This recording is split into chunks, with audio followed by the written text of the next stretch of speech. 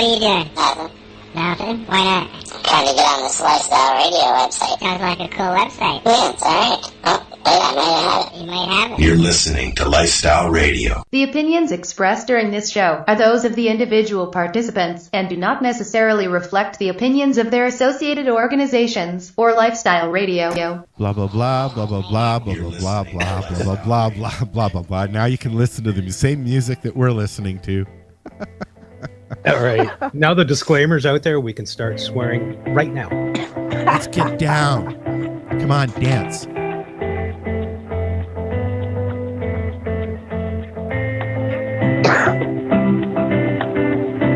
Love that music. Get down, get funky on the real side. All right. So Ross wanted to talk, and we'll turn the sound back up when they start. And we're all just kind of sitting around doing the same thing you folks are doing, smoking pot and waiting. Waiting for it to creep up from behind and grab you. Yeah. Which it's doing to me right now. Well, I'm waiting for one of these people to upset me today. That's what I'm waiting for. No, you're not going to get upset. Tamara's here, Ross is here, Al will be in as soon as he's done the doctor's thing. Marcel will be in a little bit. And I don't know. If you want to come in, hit me up on the Facebookie or something and say, hey, I want to come in. And then we'll open the door for you too. Yeah. And I'm going to just quickly check the Department of Justice site, see what's going on there. Somebody just put a link up for Health Canada as well. I'm just checking out. But... Yeah, there we go. Department of Justice Canada, they probably will put it up too. The word in off of in front of justice. Here we are.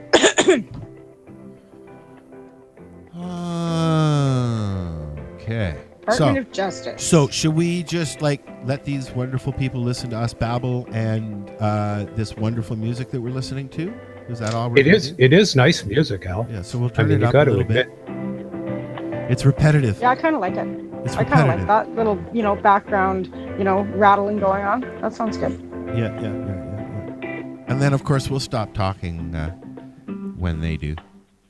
Just going to get Al. Wait, we're going to stop talking when the government stops talking? No, we're not on your fucking life. Wait. All participants, please stand by. Your conference will begin momentarily. Please note that during the question and answer session, if you have a question, you'll need to press star 1 on your telephone keypad. Veuillez noter durant la question de réponse, durant la période de questions et de réponses, si vous avez une question, s'il vous plaît, appuyez sur étoile 1. Si vous utilisez un téléphone main libre, s'il vous plaît, soulevez le combiné avant d'effectuer votre sélection.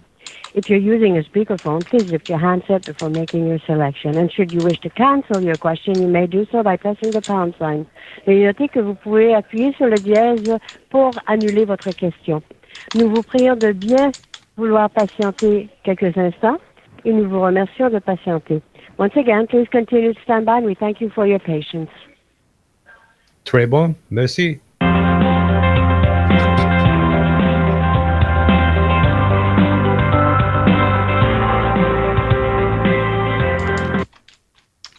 All participants, please stand by. Your conference will begin momentarily.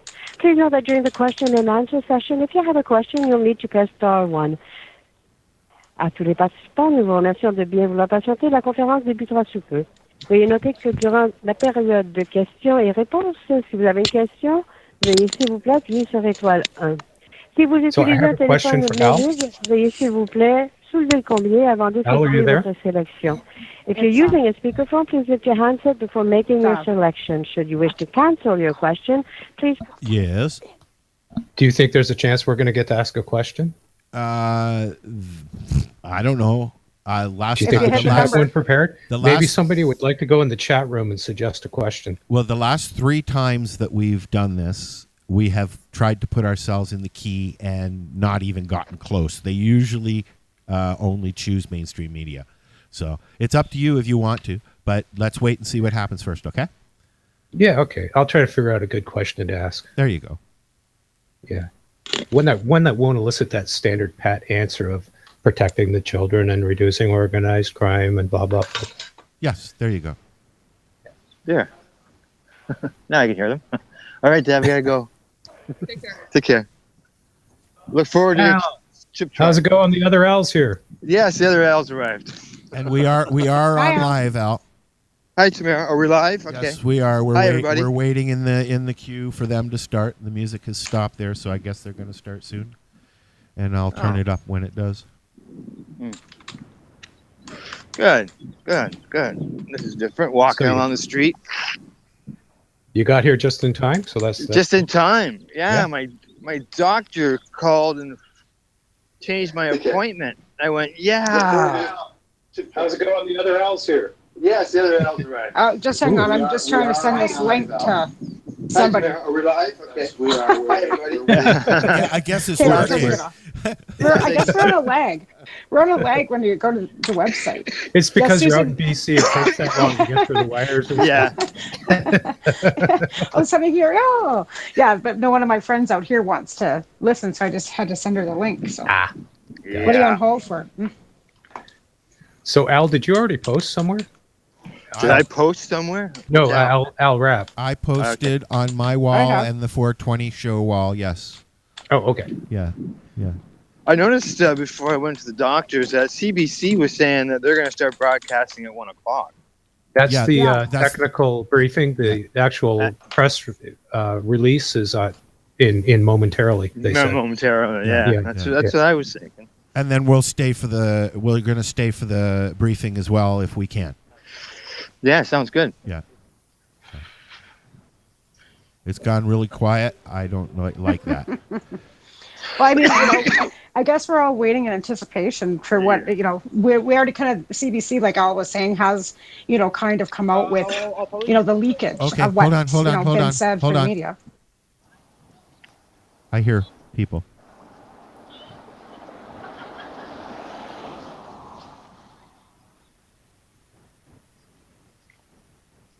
I heard something. Let's all listen. What are we listening for? I'm hearing silence.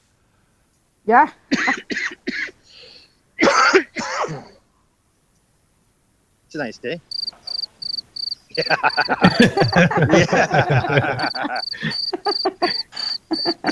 So do you think we're just going to basically hear everything that we've already heard? But they're just going to make it official now? I don't know. Like, that's the thing. It's all been speculation, right? Everybody, all of them, even the most authoritative sounding people, which, CBC's got a whole raft of them, come up with all these predictions about it's going to be this, it's going to be that. I love that stuff, because Never mind the Hells afterwards, Angels angle. Never mind the Hells Angels angle this morning, too. It's like, are you kidding me? Like, fuck off. Like, organized crimes infiltrated medical marijuana. Okay, yeah, you know what? There probably is a few of them out there that do personal medical marijuana growers because they're probably sick, too. Probably. Like, why discriminate against somebody who might be sick? Like, it's just ridiculous. The abundance of fucking fear-mongering, it just pisses me off. and they were citing a 2013 report. Correct. Yeah. Yeah. Like, fuck, let everybody grow. Like, like for plants too. Like, seriously, you're just going to have people pushing the envelope more. People are just going to plant the fifth one just to see if they can get away with it. You know what I mean? Like, I don't know why they're putting any limits on anything. The limit of the height is really... Well, we don't know if that's going to be in there, though. Yeah, exactly. We don't know. Speculation. It is. Like, I know that's what the task force said, but, how practical is that? I mean, what are they going to do? Are cops going to be walking around with their billy club cut to exactly the right length, so that they can stand it next to the plant? And if it's too small, they can whack you with it right there, right? Well, out here, the RCMP are protesting having no contract. They're wearing pink stripes instead of yellow stripes. Protesting what? Not having a contract, and they're not having any wage increases and all kinds of things. And they don't have a union because they're federation, right? So, they're wearing pink stripes. You know what? They should smoke cannabis. It'd probably make them feel a lot better. Yeah. Well, I don't know. All I've been seeing on the news today is negative stuff. No one's talked about the benefits where it can help people. Of course. I mean, it's right in front of their face now. They can see legalization right there, and all the prohibitionists are starting to panic. You know, Yes. they're pulling all of the deepest, darkest stuff right out of their butthole. You know, and throwing it up there to say, "Oh, yeah, but it's going to give you a heart attack, and if you smoke it as a juvenile, you're never going to go to college because it does things to your brain." Like, what the fuck? Okay, I smoked it from when I was 14 years old. I had an awesome corporate career that I made tons of money from. I was a structural designer and a creative director. Sorry, dude, you're wrong. You know, you're just fucking wrong. Stop it. Yeah. And that's the thing. They don't give any credit to the professionals out there that actually have used cannabis for 30 plus years. Yeah. That we're all just supposed to be a bunch of dumb stoners. And it's offensive. Yeah. What's the worst thing? You could become the president of the United States. You could, or Prime Minister of Canada. Or Prime Minister of Canada. That's right, yeah. Yeah, like, I mean, really? That's what happened to Justin then, right? Yeah, that's right. Yeah, he smoked some he smoked some cannabis and grabbed a brain. Now we're going to have to wear weird brain hats. Yeah. Well, you know, it's good for brain health. So it's possible that the omegas that are in hemp actually, you know, extremely increase your brain power and made us all more incredibly smarter than the government. I agree, totally. In fact, it makes you think things that the government doesn't want you thinking. Absolutely. Hey guys, like, you know, that you have a brain. I'm they don't not give Canadians enough credit. They truly don't. They go out there and they fearmonger, but they don't give the Canadians enough credit for actually having, you know, the capacity of having an educated thought. You know what I'm saying? But you know, that's just some people. I think most people know the truth. It's just these prohibitionist dicks that just don't get it. Well, they just want money in their pocket. You know what, guys? Well, that's what it's about. There you go. Bingo. I'm going to hang up and call back because there's nothing going on here, and it's making me think that it should be on right now. It should be on right now. So, hang up. I could hear like cars going by and stuff. Who's in a car? Who's on? That's me. I'm walking on the. I'm walking on the street. I'm outside too. Okay. I'm sitting on my veranda. Please. Stop talking, please. Conferencing service. Bienvenue au service gouvernemental de téléconférence. For service in English, press 1. Pour le service en français, please enter your passcode, followed.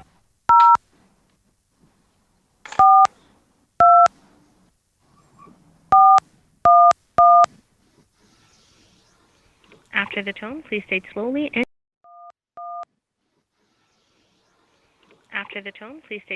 and clearly your full name, your media outlet or affiliation, followed by the pound sign. alrap 420radio.ca. This conference is being recorded. We're back in the key. We're back on the air. You guys can continue your conversation until you hear somebody saying something. Well, they're saying on Facebook, it says it's been moved to 1 o'clock, and that's what CBC had set this morning too. So it's that would be another hour. Really? Yeah, really? And that would be another hour before anything. Again, I said that might be, like Ross was saying earlier, it might be the technical, but that's what they're putting out there, and I know CBC put that out there this morning. Yeah, back. But it says here, 12:05 announcement with ministers, 1:15 technical briefing. Right. Yeah, that was the last I read. That was the announcement that they sent out. Right. Yeah, I posted that last night too. And they haven't. Would they submit a second announcement to let everybody know it's been changed? I don't know. Somebody can look that up, I guess. Well, they came on the air, and Let me see if when we they're- were on the phone, let's they see. came on the phone and said, we will begin briefly. That's right. Let's see. Yeah, it did. Let me see if they're on the Periscope yet. We'll see if they're on Periscope yet. Tell that guy to slow down. Periscope is not even. Little fishtailing in the ass end as you went around the corner. I'm right downtown where I live. I just crossed the bridge, man. Main artery of the town. Wow. Ooh. Bustling downtown Campbellford. He's walking past the store. Right. I got some propane truck beside me. Whoa. You guys I think got a that's the nicest propane thing. truck?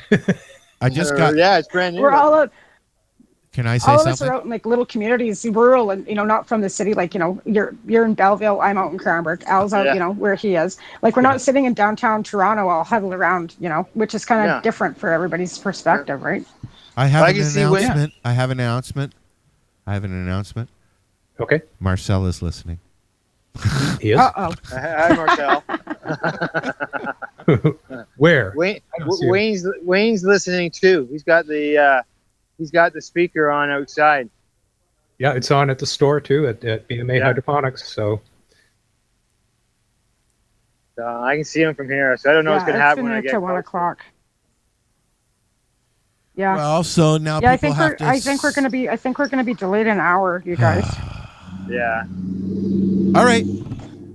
So who's putting on their tutu and doing a dance? We're gonna. We got here, people. I got the green light. Whoa!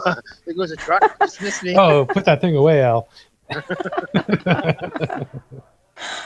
Remember, we are on an explicit radio. Yeah. We have a disclaimer. Yeah. No, Okay, don't get blood on the can microphone. hear I can hear the speaker outside, so I don't know whether I'm going to get into some feedback. So Al, are they saying anything on the phone? Well, you'd hear it if they did, dude. Okay. Are they saying anything on the? Ooh, I hear me. Oh, you see, there's the delay. Yeah. Yeah, I'm inside the store now. Yes, we Oh, can hear the no echo. feedback. No, I even walked underneath the speaker. We heard Wow. the speaker for a Yeah, he's got a Bluetooth speaker stuck onto the outside of the overhead awning over the door. So Bluetooth, anybody who huh? walks by will hear it. There's sleep dentistry that'll fix that now. There is it? Broadcasting. Yeah, they put you out, and then they pull the Bluetooth and away you go. Hey, I've just learned how to use a Bluetooth off my phone with this new headset. I'm still not technically nerdy. I have a hard enough time figuring out how to do a text message. Then I get this new headset and it's got no wires and it just Bluetooth, and I'm like, okay, how do I do that? I had to Google it. YouTube. Well, Yeah. I think Bluetooth is in your mouth, so I'm way out of it. Oh, funny. Yeah, you were. So remember, any guys. speculation, you guys, remember, seriously, guys. do we really have anything? I'm looking at this too. Liberal insider and pot investor sues Tory MPs Ambrose. This was something came out yesterday too. Longtime Liberal Party insider Chuck Rafiki has launched a defamation lawsuit against the high-profile Conservative MP. Oh, okay. So what do you? What's that? You say Chuck Recifi's suing Rona Ambrose? Yeah, he's suing Rona Ambrose. This is what I'm reading. Wow. Oh, really? For what? Longtime Liberal Party insider Chuck Rafiki has launched a defamation lawsuit against 3 high-profile Conservative MPs, including the party's interim leader, Rona Ambrose, over social media posts that Rafiki argues contained allegations that he was involved in insider stock trading. Rafiki is the co-founder of the marijuana company Canopy Growth, then called Tweed, a company he has since left. He now sits on the board of a rival firm, Aurora Cannabis, and was the Liberal Party treasurer until last summer. According to a statement of claim filed with the Ontario Supreme Court on February 28th, and first reports of Frank magazine, he's seeking $100,000 in damage respectively. And that's published by iPolitics. So, yeah, interesting. Well, I'm not so sure he should do that because I think there's a good chance he was involved in that. Well, it'll all come out in the dirty wash, right? Seriously, Yeah. if he's gonna throw that out there, does he think that they don't have lawyers too? Be careful for what you wish for. That's true because if they dig up, they might just do some digging, and if they find out that he was doing that, then who's going to be sued? Why don't you? Why don't one of you guys explain what might happen today? Today? Oh, today? Yes. What on this for announcement? for the liberal announcement? Yeah. Can I talk about Kelly Leach first? Sure. You go right ahead. You go right ahead. Talk about whatever you want. Okay. Marijuana is a dangerous drug, Conservative leadership hopeful Kelly Leach said Tuesday as she promised to undo the Liberal government's efforts to legalize it, should she become her party's leader and eventually prime minister. Could you imagine? Oh, my God. No, thank you. There are too many public health and safety concerns surrounding marijuana for it to be legal, Leach told the Canadian press. Whoa. Oh, really? I thought there's no research. Yeah. There's no research. That's right. How can she say that? There's no research, man. Yeah, there's only research when it's negative. If it's positive, then it's not My research. opening remarks short. Yeah, but you have to consider the source. Hold on, Yeah. guys, shush. A few minutes at the end of this to set up the cameras for the press conference. And as you know, the ministers are coming over at 1 o'clock, so that gives us about 45 minutes. Wow. Or 35 minutes. Okay, so it is 1 o'clock. So thanks for coming. You have the bills for cannabis and impaired driving. Merci. Comme vous l'avez, on a What the hell? des projets de loi sur le cannabis et la conduite à faculté affaiblie. Ce qu'on a, c'est des courtes présentations pour à peu près 15 minutes. We have 50-minute short presentation of the bills and explanation, and then we'll open up the floor to the questions and answers. Vous pouvez demander vos questions dans la langue de votre choix. On va aller avec une question et un suivi. So one question, one follow-up. We're going to try to get as much as we can going. We'll also have a few questions going over to the phone. So that's what we have. As you know, like all tech briefings, it's not for attribution. And I have officials from Justice, Health, and Public Safety with me. J'ai des personnes de justice, sécurité publique et santé. La conférence sera pas pour attribution comme d'habitude. Puis là, on va commencer. So good afternoon, everybody. Today, I'm pleased to provide you with an overview of the proposed Cannabis Act, which was just introduced into the House of Commons. The Act has...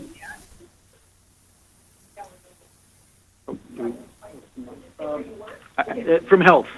How's that? From Health and Justice, Public Safety, and other Justice. Yeah, okay, how about we... Okay, we'll get them to you after. How's that? All right. Very good. Okay. Agree. Bring an embargo agreement. Cool. That's good. We can do that. Certainly, we'll do that. But still not for attribution. And I know you guys know. You know that. Yeah, I know. Okay. Okay, so just Sure. give your name. So my name's Eric Costin. So my title is Director General of something called the Secretariat for Cannabis Legalization and Regulation. It's an office that's been established to lead this exercise. Yeah, go ahead. All right. So I'll start back from the top. So I'm pleased to provide you an overview with the new Cannabis Act, which was just introduced into the House of Commons. So the Act's been designed to achieve the government's core objectives of protecting the health and safety of the public, restricting youth access to cannabis, and deterring criminal activity. The proposed Act is closely aligned with the findings of the Federal Task Force on Cannabis Legalization and Regulation, who consulted extensively with expert stakeholders, the public, provincial, territorial, and municipal governments last fall and summer. Their advice has, to a significant degree, shaped the provisions in this bill. The bill benefits directly from the knowledge and the diverse perspectives that Canadians and others shared with the task force during the course of their meetings across Canada, their visits, and discussions with the state officials in Colorado and Washington, and from the more than 30,000 submissions from individuals and organizations throughout Canada. So in brief, the proposed act would legalize access to cannabis with restrictions so that only adults could obtain it through an appropriate retail framework sourced from a well-regulated industry or by growing it in limited quantities at home. It would establish controls to protect youth, including prohibitions on selling or providing cannabis to anyone under the age of 18, or using them to commit a cannabis-related offense. It also includes restrictions on marketing and promotional activities directed at young people. Cannabis growers and manufacturers, which I will refer to as producers, would require a federal license and be subjected to strict oversight to ensure product quality and safety.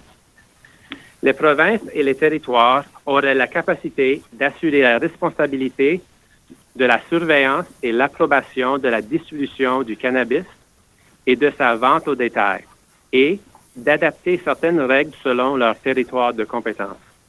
Au niveau individuel, les adultes âgés de 18 ans et plus auront le droit de posséder jusqu'à 30 grammes de cannabis séché en public, ou une quantité équivalente d'une autre forme de cannabis, comme de l'huile ou des produits comestibles.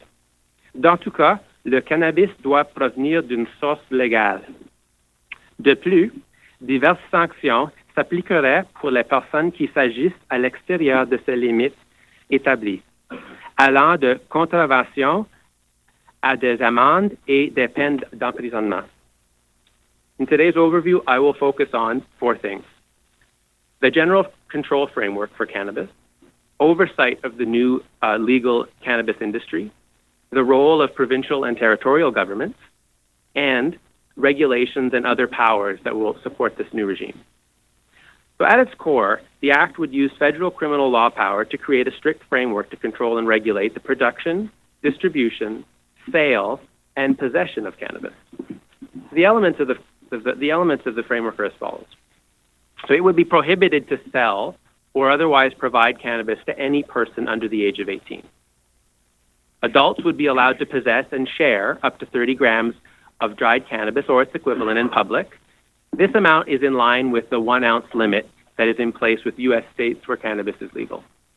Young people under the age of 18 would not face criminal prosecution for possessing very small quantities of cannabis.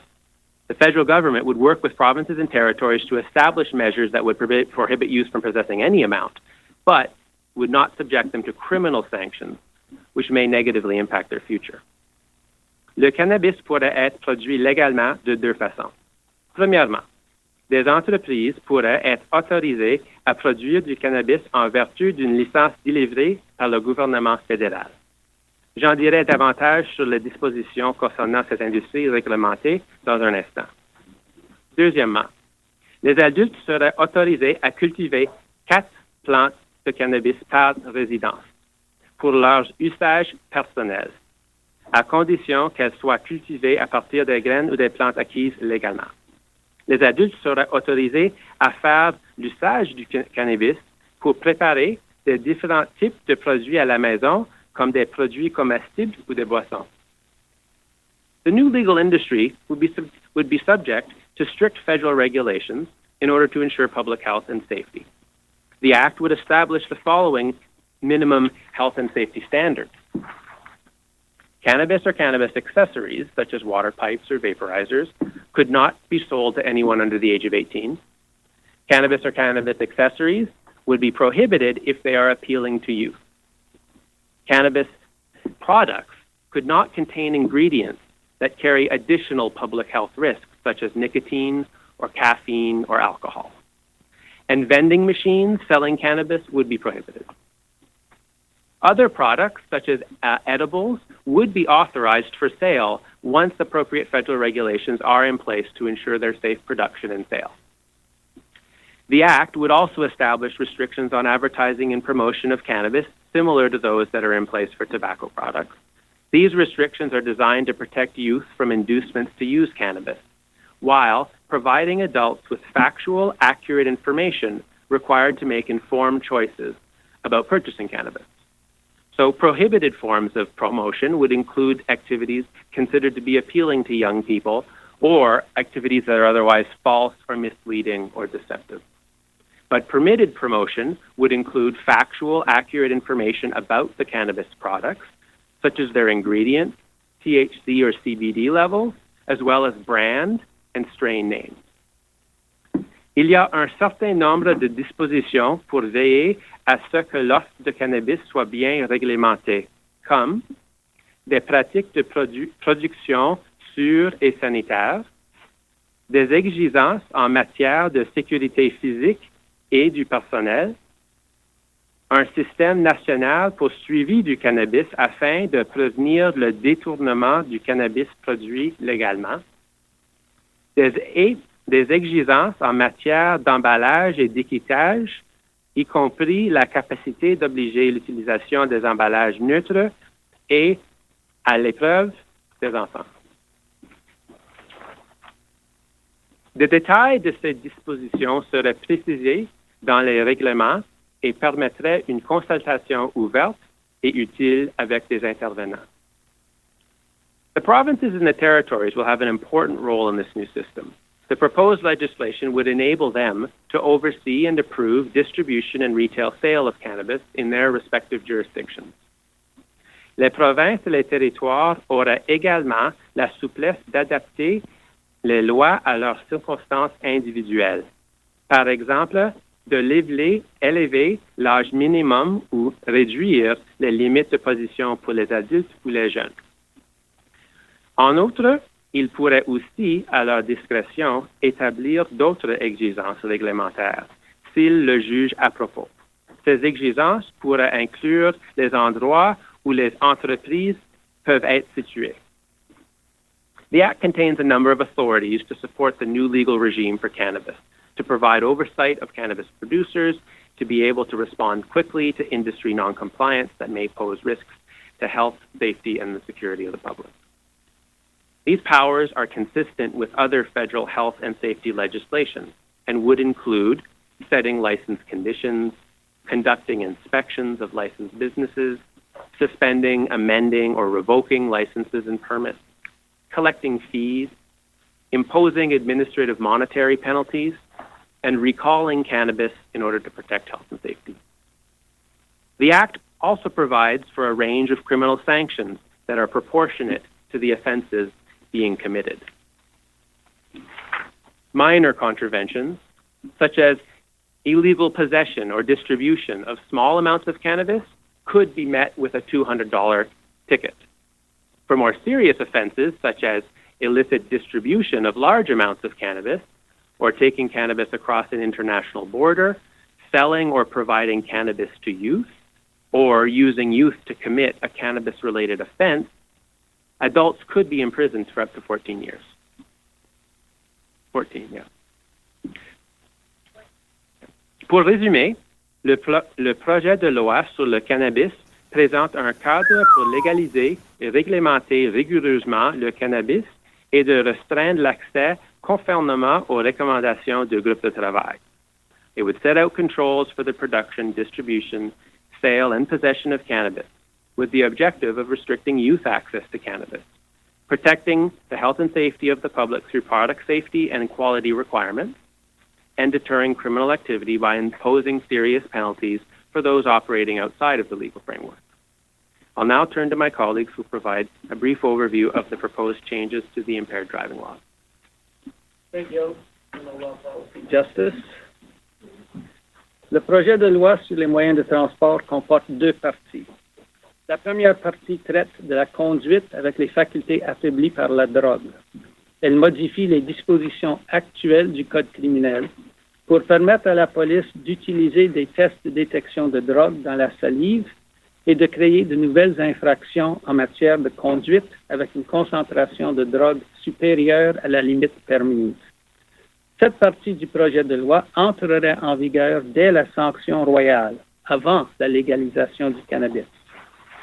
La deuxième partie du projet de loi abrogerait entièrement le régime applicable au transport, y compris les dispositions relatives à la conduite avec les facultés affaiblies du Code criminel, et le remplacerait par une nouvelle partie.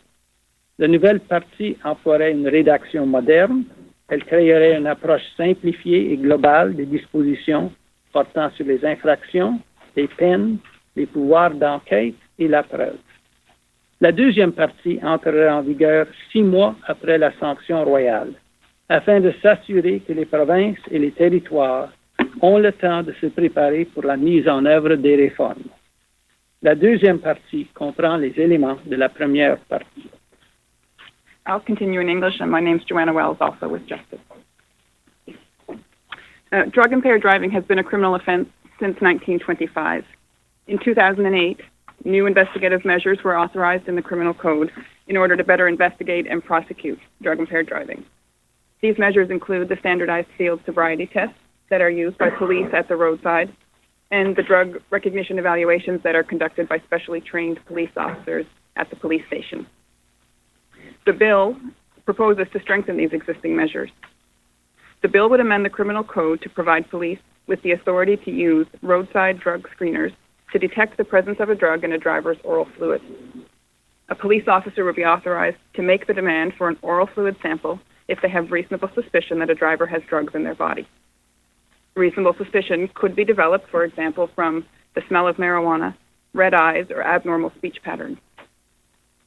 A positive result on an oral fluid drug screener would provide an officer with information that could be used to develop reasonable grounds to believe that an impaired driving offense has occurred. These devices would detect THC, cocaine, and methamphetamine.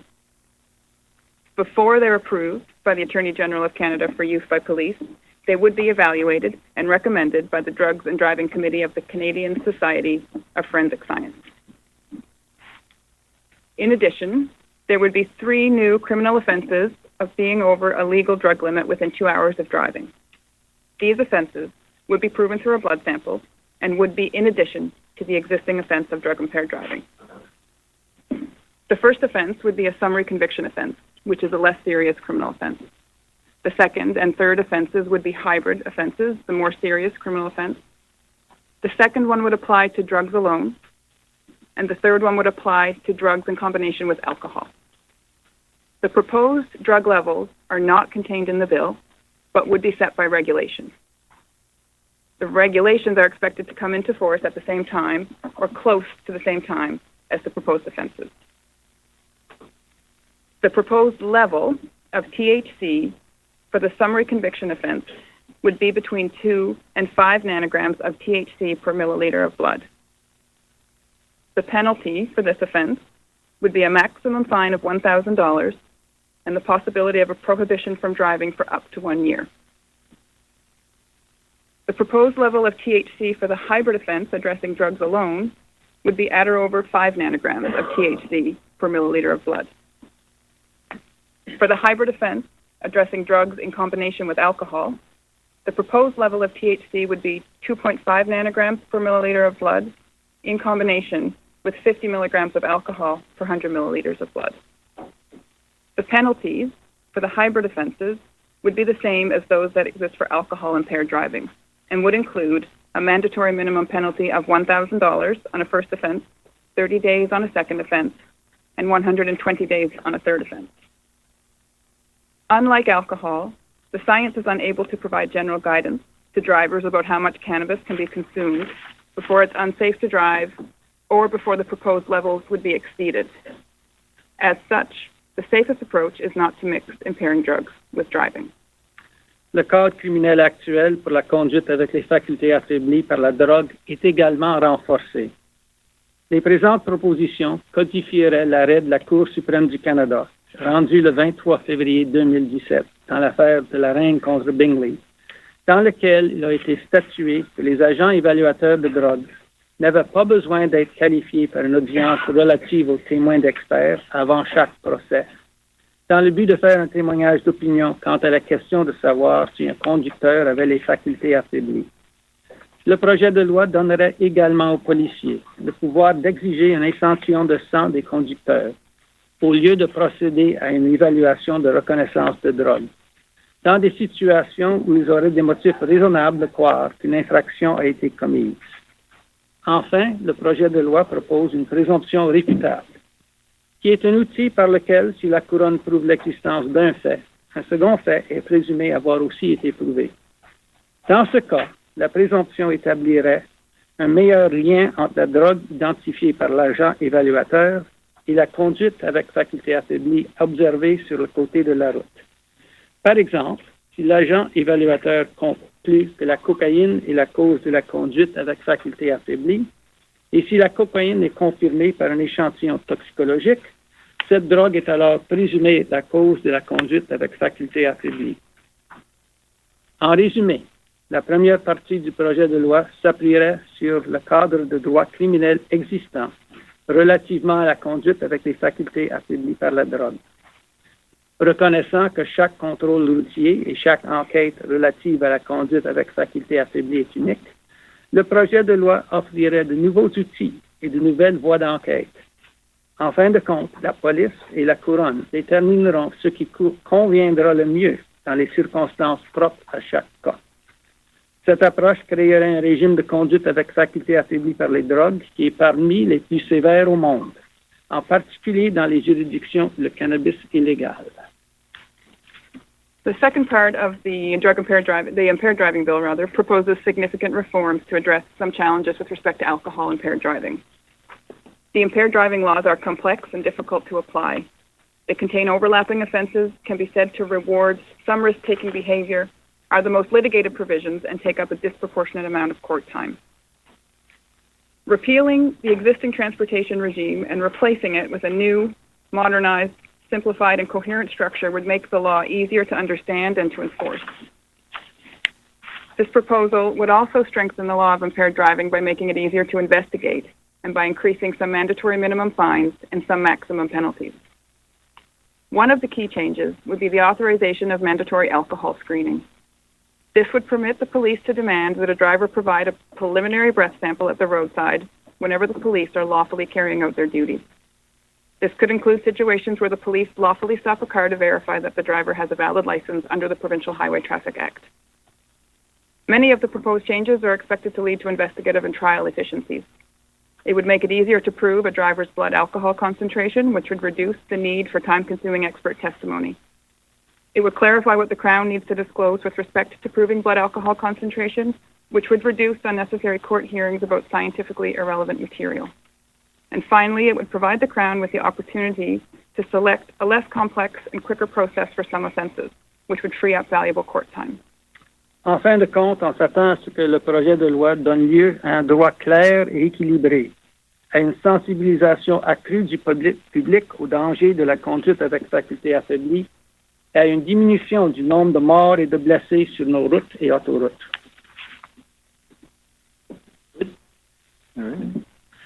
So we'll open up to questions. Go ahead. Number 2. Vous parlez de mandatory screening. Juste comprendre, est-ce que ça veut dire que si un policier a une machine dans sa voiture, arrête quelqu'un, il peut faire des tests s'il n'y a pas de doute raisonnable ou ça prend quand même un doute raisonnable? Juste comprendre ce que ça ajoute. Là. Il y a 2 tests. Au bord de la route, on a besoin d'avoir un soupçon de l'alcool dans le système aujourd'hui, avant qu'on puisse demander un test sur l'appareil de détection approuvé. Sur la base d'une faillite là-dessus, le policier peut faire une autre demande parce que ça devient des raisons de croire que la personne est affaiblie par l'alcool. Dans la nouvelle législation, il est proposé que le policier n'a pas besoin d'avoir un soupçon. S'il a arrêté pour une raison, intercepté un conducteur pour quelque raison que ce soit, légalement, il peut exiger de la personne de fournir immédiatement un échantillon de son haleine. S'il a un ADA dans sa possession, at hand, comme on dit en anglais. L'haleine n'est pas détaillée. N'est pas détaillée, vous avez raison. On a besoin d'avoir un soupçon de drogue dans le corps pour la salive. Par rapport au plain packaging, tantôt on en parlait un peu, je suis peut-être un peu mêlé là-dessus, mais là, est-ce que ça prend un plain packaging pour les paquets de pot? Donc, c'est une question que le gouvernement étudie actuellement et ce serait prévu par règlement. Donc, c'est un aspect qui sera étudié et consulté avec l'industrie pour l'emballage neutre. 2 questions. D'abord, pour les touristes qui visitent le Canada, ils peuvent en acheter. Évidemment, ils ne peuvent pas en ramener, là, mais il n'y a pas de restriction pour les touristes ou de taxes supplémentaires. Et une autre question, au niveau de importation, exportation, j'ai vu qu'il y a une section là-dessus. Est-ce que des entreprises qui obtiennent le permis peuvent le faire? Peuvent le faire seulement à certaines fins, pour des fins médicales, scientifiques ou pour le chanvre industriel. Pour des fins qui ne tombent pas dans ces 3 catégories, ce n'est pas permis. Oh, yes. Hi, good afternoon. David Aiken from Global. Is it the intention of the government to allow sales of marijuana products in the same establishment, a retail establishment, where there are alcohol sales? So the way that the legislation has been proposed is decisions around what the retail environment would look like are really to be made by provinces and territories. So the legislation proposed today doesn't prescribe to that level of detail what that retail environment could look like. That'll be up to the provinces and territories.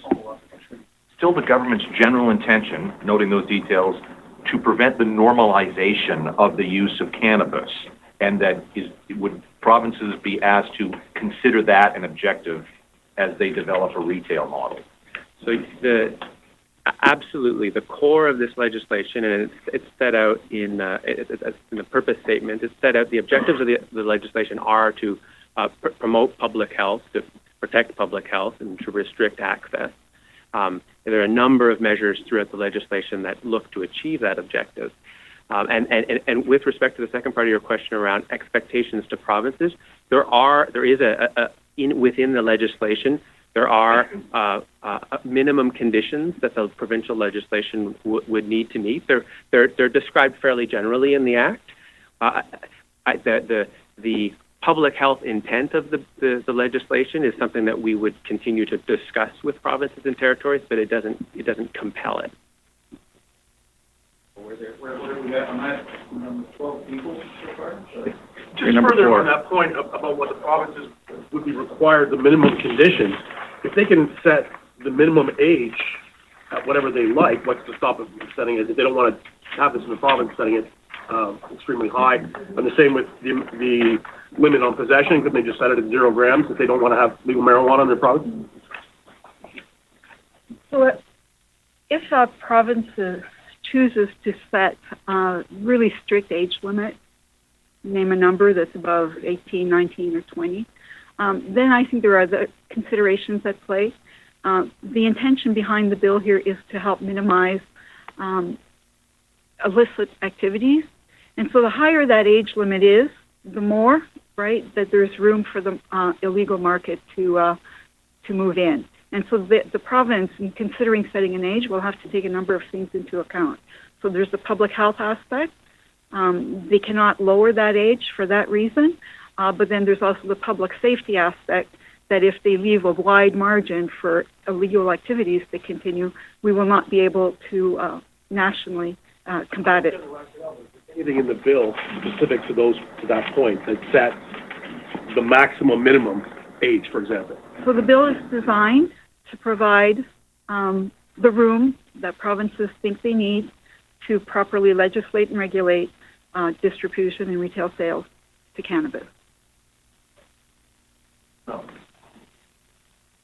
Yeah, there's nothing in the bill that to your question, that sets a maximum minimum. There's not. It creates flexibility for provinces to tailor the rules to their individual realities. I think in extreme situations, such as the one that you've just described, other issues, as my colleague was describing, may come into play, because the federal objective here is to create a legal marketplace in order to displace the marketplace. And if things were to happen at the provincial level that would frustrate that, it would, there would sort of bring into play other considerations. So we're going to go ahead one in the back, and then I'm going to take one at the phone, and then we'll come back here. Donc, est-ce qu'une province pourrait dire c'est zéro chez nous la possession? Vous êtes la prochaine affaire. Juste pour être clair. Il est tout à fait possible qu'une province choisisse d'interdire la possession. Il y aura d'autres considérations à ce moment-là. Le gouvernement fédéral se réserve le droit de fournir un accès, de donner un accès en plaçant des commandes en ligne. La prévention, la promotion, parler d'une campagne, combien c'est prévu? Est-ce que ce sont les mêmes montants qui sont dans le budget?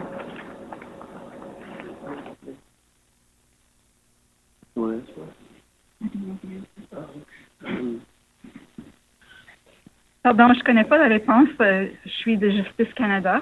Donc, j'ai étudié sur tous les aspects du projet de loi. Donc, je m'excuse, on peut peut-être répondre par après. Ce serait difficile, par exemple, pour une province d'interdire complètement la possession, tout simplement puisque le gouvernement fédéral a établi un régime qui permet la possession dans une certaine limite et, comme j'ai indiqué, donner accès par la vente en ligne. So we'll go to the phones. One question to the phone? Yes.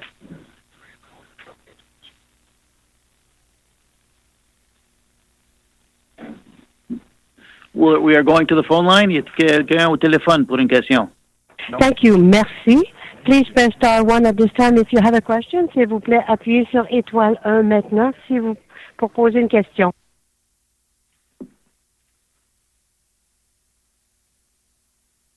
The first question, la première question est de David Brown of List Canada News. À vous la parole. The regulations mentioned that you are going to keep the existing medical regulations in place. Is there a timeline on those medical regulations? There's no specific timeline, no. So the task force gave a recommendation of keeping the ACMPR in place for at least 5 years and then coming to revisit. Is there a plan to revisit along a timeline of that nature? Yeah. Okay. No. So thanks. I better understand the question now. So yeah, it's the government. It is the government's intention to follow the task force's advice in this regard and to undertake a review and evaluation of the medical cannabis access regulations in order to determine sort of either changes to that particular framework for regulations and perhaps ultimately once the framework for non-medical access is well established. And along the lines of the existing ACMPR mail distribution, is there any opportunity for recreational distribution through the existing mail order system regulated federally, or will that only be regulated provincially? So the legislation provides for effectively for both scenarios. So in the event that a province or a territory does not have in place a retail distribution or sales framework or system in place, then there is the authority to allow consumers, or adult Canadians, to purchase directly from a federally licensed producer. À l'avant, ta collègue. Ah, c'est moi, ça? Oui. Juste pour revenir sur l'âge légal, le projet de loi prévoit aussi qu'on peut le commander par Internet et le faire livrer par la poste. Qu'est-ce qui arrive si, dans ma province, l'âge légal, c'est 30 ans, puis j'en ai 25, puis je commande du poste par Internet, puis je le fais livrer chez moi? Donc, il va y avoir des mesures de vérification qui seront proposées. Si vous vérifiez le projet de loi sur le tabac, par exemple, ils ont des dispositions semblables, ou la vente, si elle est faite en ligne, la personne qui fait la livraison doit vérifier l'âge. C'est une défense s'ils ne le font pas. Et puis, il y a aussi d'autres exemples où il y a de la livraison de l'alcool par Internet et il y a des moyens de vérifier l'âge.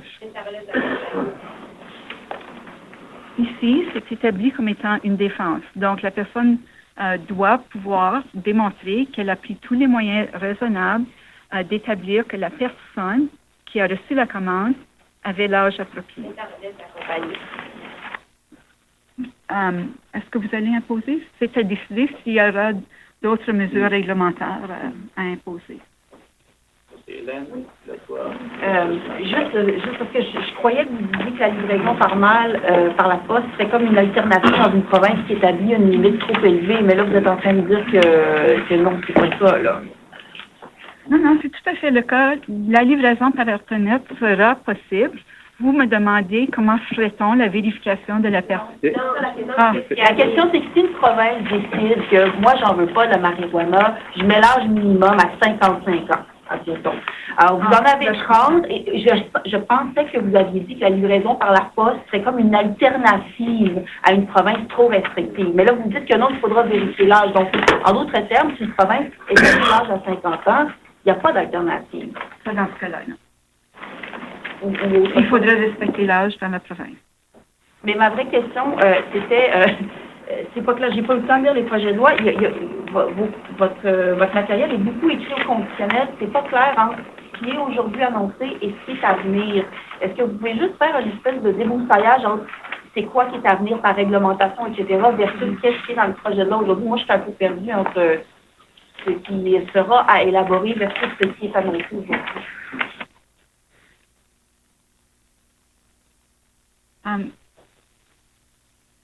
Ce qui sera prévu dans les règlements, ce sera plus de détails concernant l'émission des permis.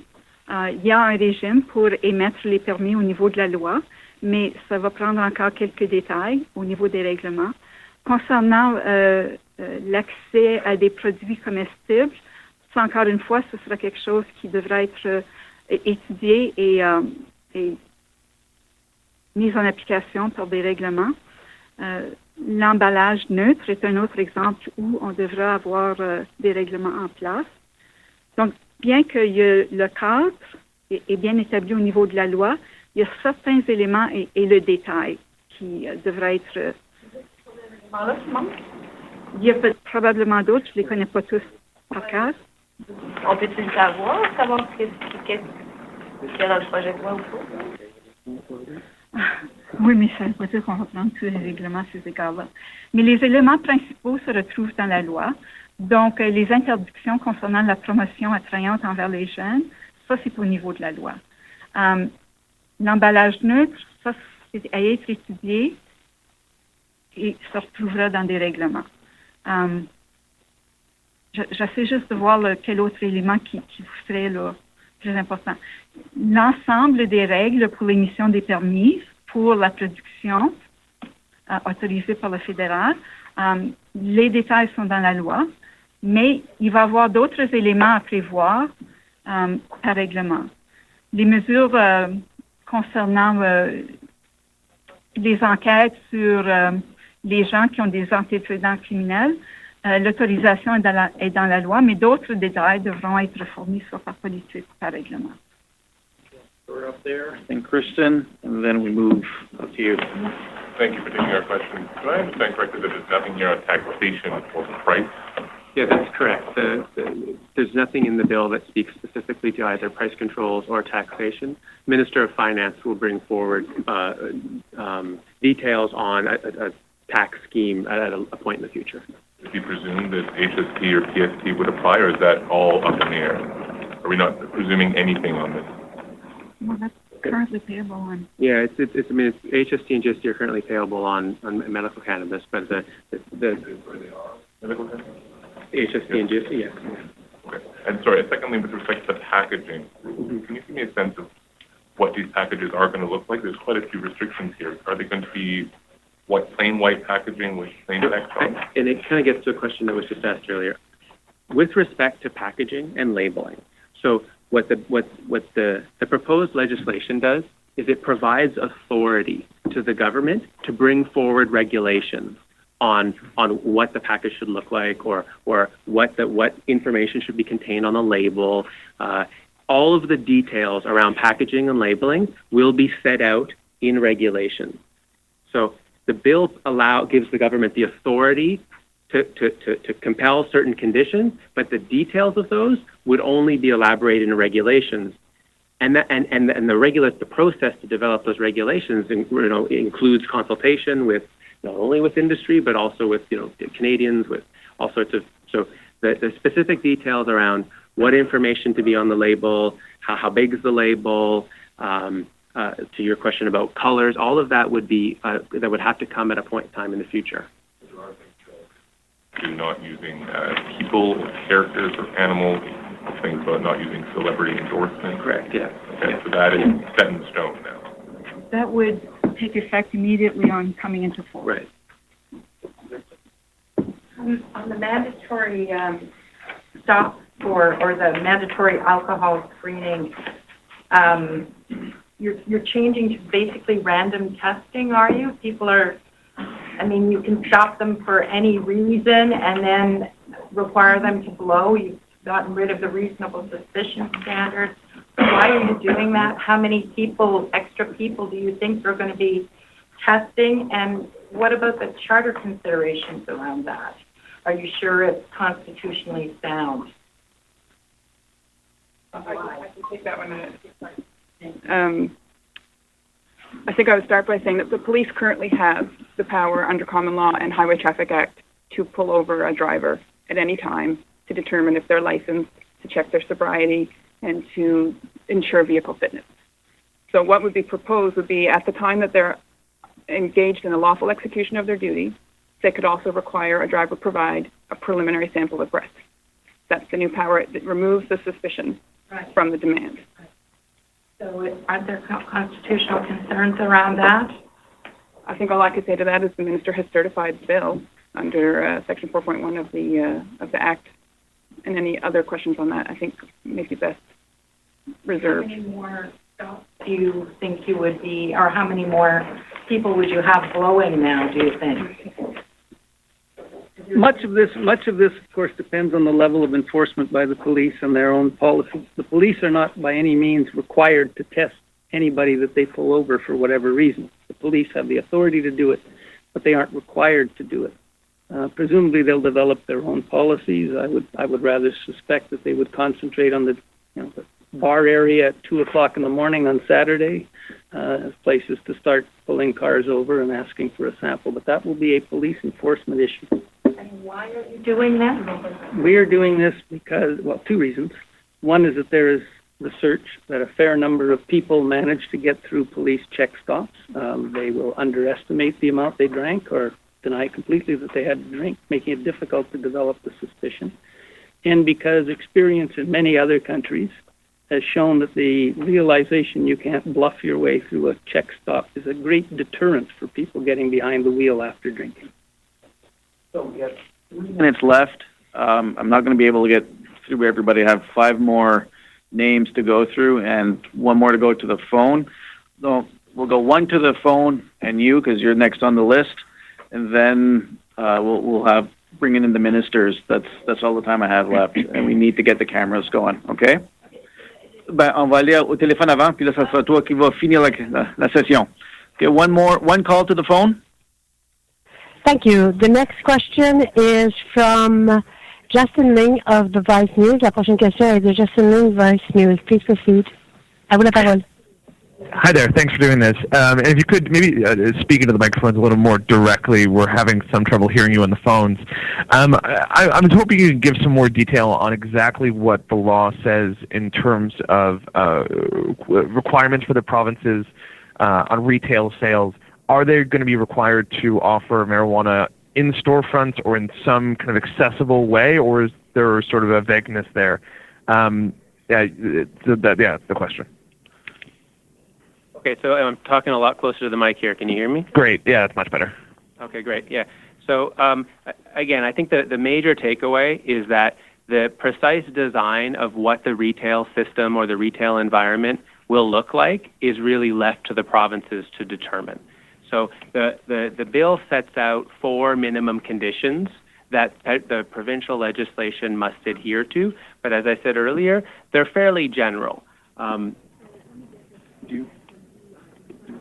So provincial law should address the following items. They can deal with, no, I'm sorry, I just want to step back. Provincial law must address certain elements. Only cannabis obtained from a federally licensed producer can be sold at retail. That's an important element in maintaining control over the distribution chain and avoiding diversion to the illegal market. They must also provide that selling to a young person is prohibited.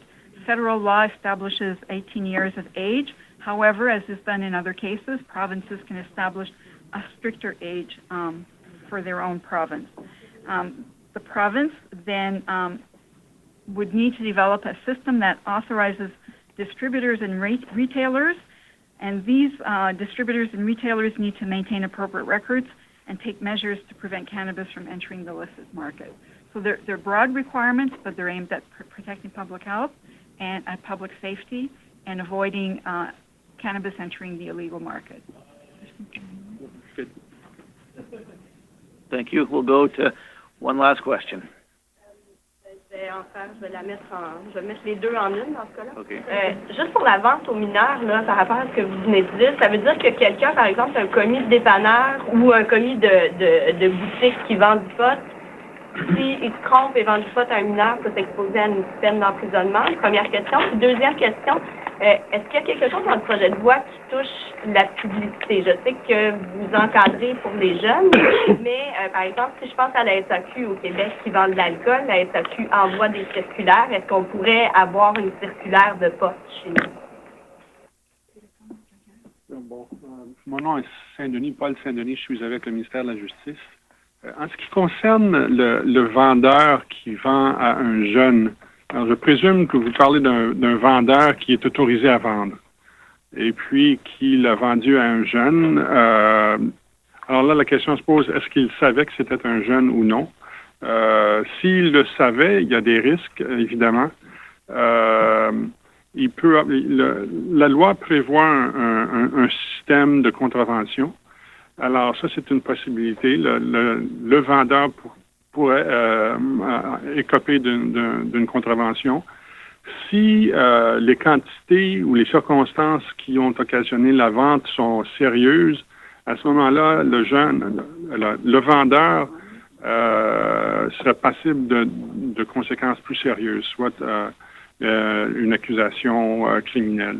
Il y a aussi la possibilité que si c'est une infraction qui est récurrente, que soit le magasin en question fait ce genre d'activité-là à plusieurs reprises, alors là, je pense que les inspecteurs pourraient entrer en ligne de jeu et puis on pourrait commencer à examiner exactement la teneur ou la validité, si vous voulez, de continuer le permis de vendre. L'inspecteur. C'est-à-dire qu'il y a deux possibilités. Il y a des inspecteurs au niveau fédéral, puis il va y avoir des inspecteurs au niveau provincial. Pour ce qui est de la vente, je m'attends à ce que ce soit plutôt des inspecteurs provinciaux qui vont assurer l'observation des règles provinciales. Prévoyez-vous plus d'argent pour les provinces pour qu'elles puissent gérer la police et les autres enjeux? Est-ce qu'on a le droit de faire la publicité? Je vais pas répondre à ma question. Oh, excuse-moi. Oui, non, c'est plutôt un collègue ici qui va répondre à cette. Donc, il y a une publicité qui est la promotion informative seulement. Donc, rien qui promouvoit là, un certain style de vie ou qui évoque des images quelconques d'un style de vie qui est surtout là, attrayant aux jeunes personnes. Et donc, cette communication peut être adressée et expédiée à une personne âgée de 18 ans ou plus et qui est identifiée par son nom. Merci beaucoup. Les ministres s'en viennent. On va faire le setup vite fait. Là, vous pouvez poser d'autres questions à la ministre. If there's anything that you still need, the department's media relations shops are going to be happy to help you. We're at our desk all day today. So if you have any more technical questions, we'll be around and try to help you out.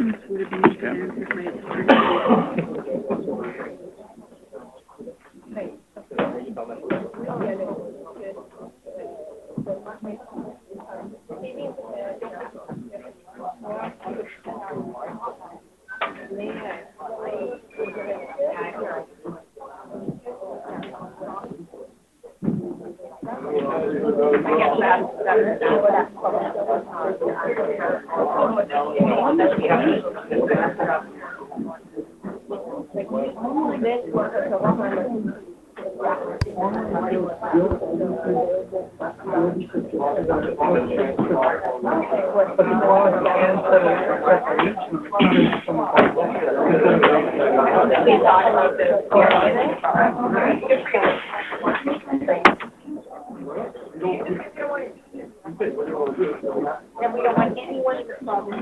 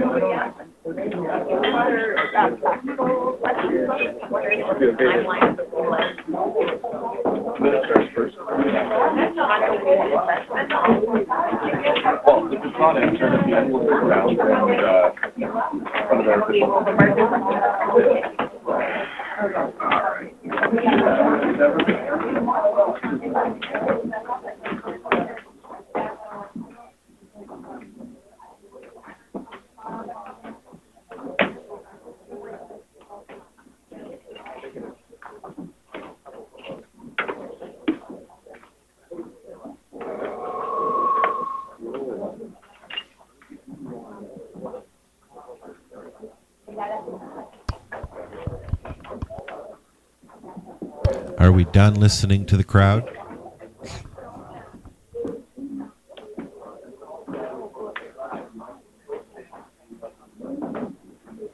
I think the ministers are coming on. Yeah, I believe they are too. I don't know if they're going to let us continue to sit here and listen to it or not. But if they do, we will stay. Well, if they cut us off, and if they cut us off. If they cut us off, they cut us off.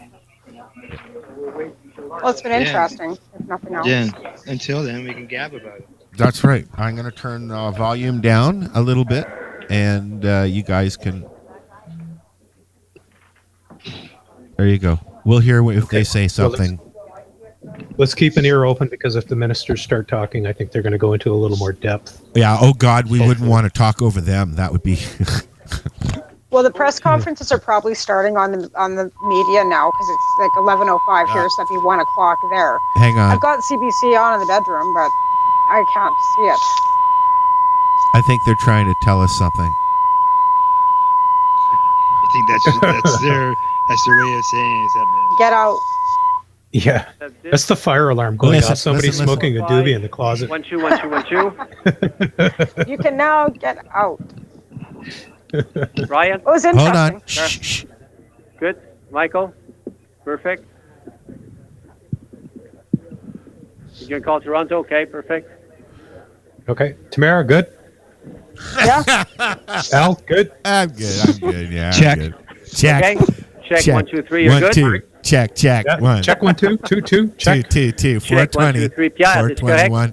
C'est beau avec toi? Please make that check payable to the Canadian Therapeutic Cannabis Partners. Please. Oscar, check 1 2 3 4 5. 1 2 3 4 5 6 7. You okay? You're in business? Good? Yeah, we're in business. Right. Yeah, Believe we're me. definitely in business. I guarantee you we're the only ones at this press conference smoking pot. That we know of. Yeah. Except for the guy who set off the fire alarm in the closet. Check 1 2 3. One, two. I don't speak Well, I'm French. glad to hear that we've got some listeners out there today. That's good that everybody's kind of tuned in to hear what the government has to say anyway. Well, one thing the government have made Thanks them for everybody do, for tuning in. That's awesome. We've got the biggest audience I think we've ever had. there's a few hundred people listening, yeah. Check 1 2 3. 1 2 3 4 5 6 7. And they have to do it in French, too, because we are a bilingual country. Oui. 1 2 3 4 5 3. 1 2 3 4 5 6. Voulez-vous poser? 1 2. Bon, très bon. We're good? Très bien. Perfect. Très bien. See you. Yeah. I'm not. Being out west, it really is actually kind of an atrocity that we're not bilingual. I find it kind of, I wish I could speak French, quite frankly. I really do. I know how to. I know how to order a beer and ask for a package of cigarettes. That's about it. I know a couple of things that I can say in a mistaken way that'll get me punched out. Tabernacle, right? They are talking about a church, right? Well, it's funny because when I went to Montreal, I found it quite easy to kind of get used to the lingo, especially when you hit the underground and everybody's like, bonjour, hello. And, you get quite used to the whole, being there. I was only there for 4 days, but the vibe in Montreal is fabulous. I love it out there. You get used to it very quickly, actually. Yeah, you do. So are they still there, or are they talking in the background? I hear people talking in the background. Okay. I don't. Is Al still here? Yep. I think so. Al's still here. He's muted. I think he's probably talking to his muted mic. Yeah, he's. Yeah. I am. Yeah, I am. And Marcel said that he'll be popping in eventually. So. Put that TV down, Al. Actually, I actually thought the ministers were going to come out and explain it all. At first, I was sort of confused in what was going on. Yeah, no, I think they are coming. Yeah. We're just waiting for them to show up. Hopefully, they're not going to cut us out. Oh my God, I think something happened in the chat room. I better go check. Well, I've told people if you want to go on, if you want to join the chat room and ask questions, and if we have, because we were there. If you have questions, I mean, we are pretty good at, all rounded us, experts, I guess, in our own right. But I don't find much of this legislation not unappealing, really. Yeah, come to lifestyleradio.net or 420radio.ca and find our chat room and come on in there if you have some questions. And I mean, we're sitting here listening to it. And like Tamara said, there are people who can answer your questions here today. So, why don't we open the call-in line? Oh God, I don't know if I want to do that, Al. We're getting a lot of people in the chat room, so okay. Are we? We have. I'm not people, sure how to go in there without. A flood of people. A flood of 3 people have flooded into the chat room. A flood, yeah. We have people who walk by the store here and they start looking around. Where's that voice coming from? It's a bong on the shelf. It's speaking to you. No, look over there. I'm going to have a call here coming up here in the next 20 minutes or so from the Drive radio station, which is our local, one of our local radio stations here. So I'm waiting for that too to get a statement. Ross, would you please explain to the people in the chat room that the feed that you hear behind us is the press room, and we're waiting for the ministers to come or for us to get cut off, one of the two. Whatever comes first. So what did you think about some of the stuff that they mentioned when it comes to the DUIs? 2 to 5 nanograms as a summary conviction, $1,000 fine, and possibility of a year loss of your license? They didn't mention anything about medical use, though, when it came to DUIs either. And I think that's something that, if you're a medical user, you're going to have more than that in your system on a regular basis. So that's something I think that should be looked at being tweaked when it comes to the DUI situation. Because of, but that's something they didn't really bring up much about. It was kind of asked at the end of it. What are they doing with the ACMPR? Right. So I think that that's something else that's going to have to be brought forward, because if you're a daily user for medical, I don't think that those rules should apply. Well, there's no doubt you're going to be over. Absolutely. Absolutely. I mean, depending on your grams per day, like if you're 20 gram a day, or 10 gram a day, you're definitely over those numbers on a regular basis and functioning quite well. Anybody with a 3 gram a day prescription would still be probably within range of being impaired as well. So we have with us today 4 ministers and parliamentary secretary to talk about the legalization of marijuana. Ils vont tous faire de brèves allocutions. Et donc, M. Bill Blair va commencer, suivi dans l'ordre de Mme Philpott, Mme Wilson-Raybould, M. Goodell et Mme Leboutier. Mr. Blair.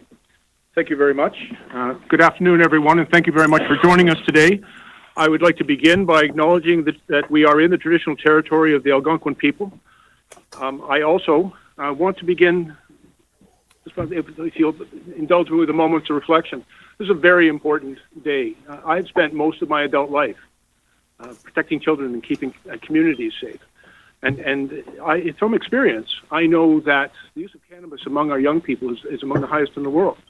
I believe that we have to do a better job of protecting our kids. I'm also aware from 4 decades of police work that this is a business overwhelmingly controlled by organized crime, and the profits of that criminal enterprise do no good in any of our communities. And so I'm very proud that our government has committed to doing a better job of protecting our kids and to take the profits out of organized crime while also ensuring the health of all our citizens. Too many of our kids currently have access to cannabis. And we know that criminal prohibition has failed to protect our kids and our communities, and we need a new approach. That is why we are pleased to be here with you today to announce that our government is taking decisive action to strictly regulate and restrict access to cannabis and to toughen our impaired driving laws. Protecting the health and safety of Canadians is a priority for our government.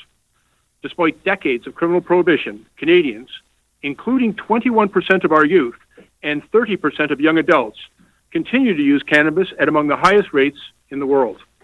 That cannabis is grown and sold illegally, profiting criminals and organized crime with no regard for its potency, purity, or provenance. The proposed legislation, which is introduced today, seeks to legalize, strictly regulate, and restrict access to cannabis, and it will make Canada safer. It will impose serious criminal penalties for those who provide cannabis to young people, create a legal and regulated market for cannabis to take the profits out of the hands of criminals and organized crime, and it will protect public health through strict product requirements for safety and quality. In order to further protect Canadians, our government has committed to creating new and stronger laws to punish more severely those who drive while impaired by cannabis, alcohol, and other drugs. Impaired driving is the leading cause of death and injury in Canada. Minister Wilson-Raybould will have more to say in a few moments about how the proposed legislation will strengthen our existing drug-impaired driving laws, create new criminal offenses in this area, and make our alcohol-impaired driving laws simpler, more coherent, and easier to enforce. The proposed cannabis legislation is informed by the recommendations made by our task force on cannabis legalization and regulation, which was led by the Honourable Anne McClellan.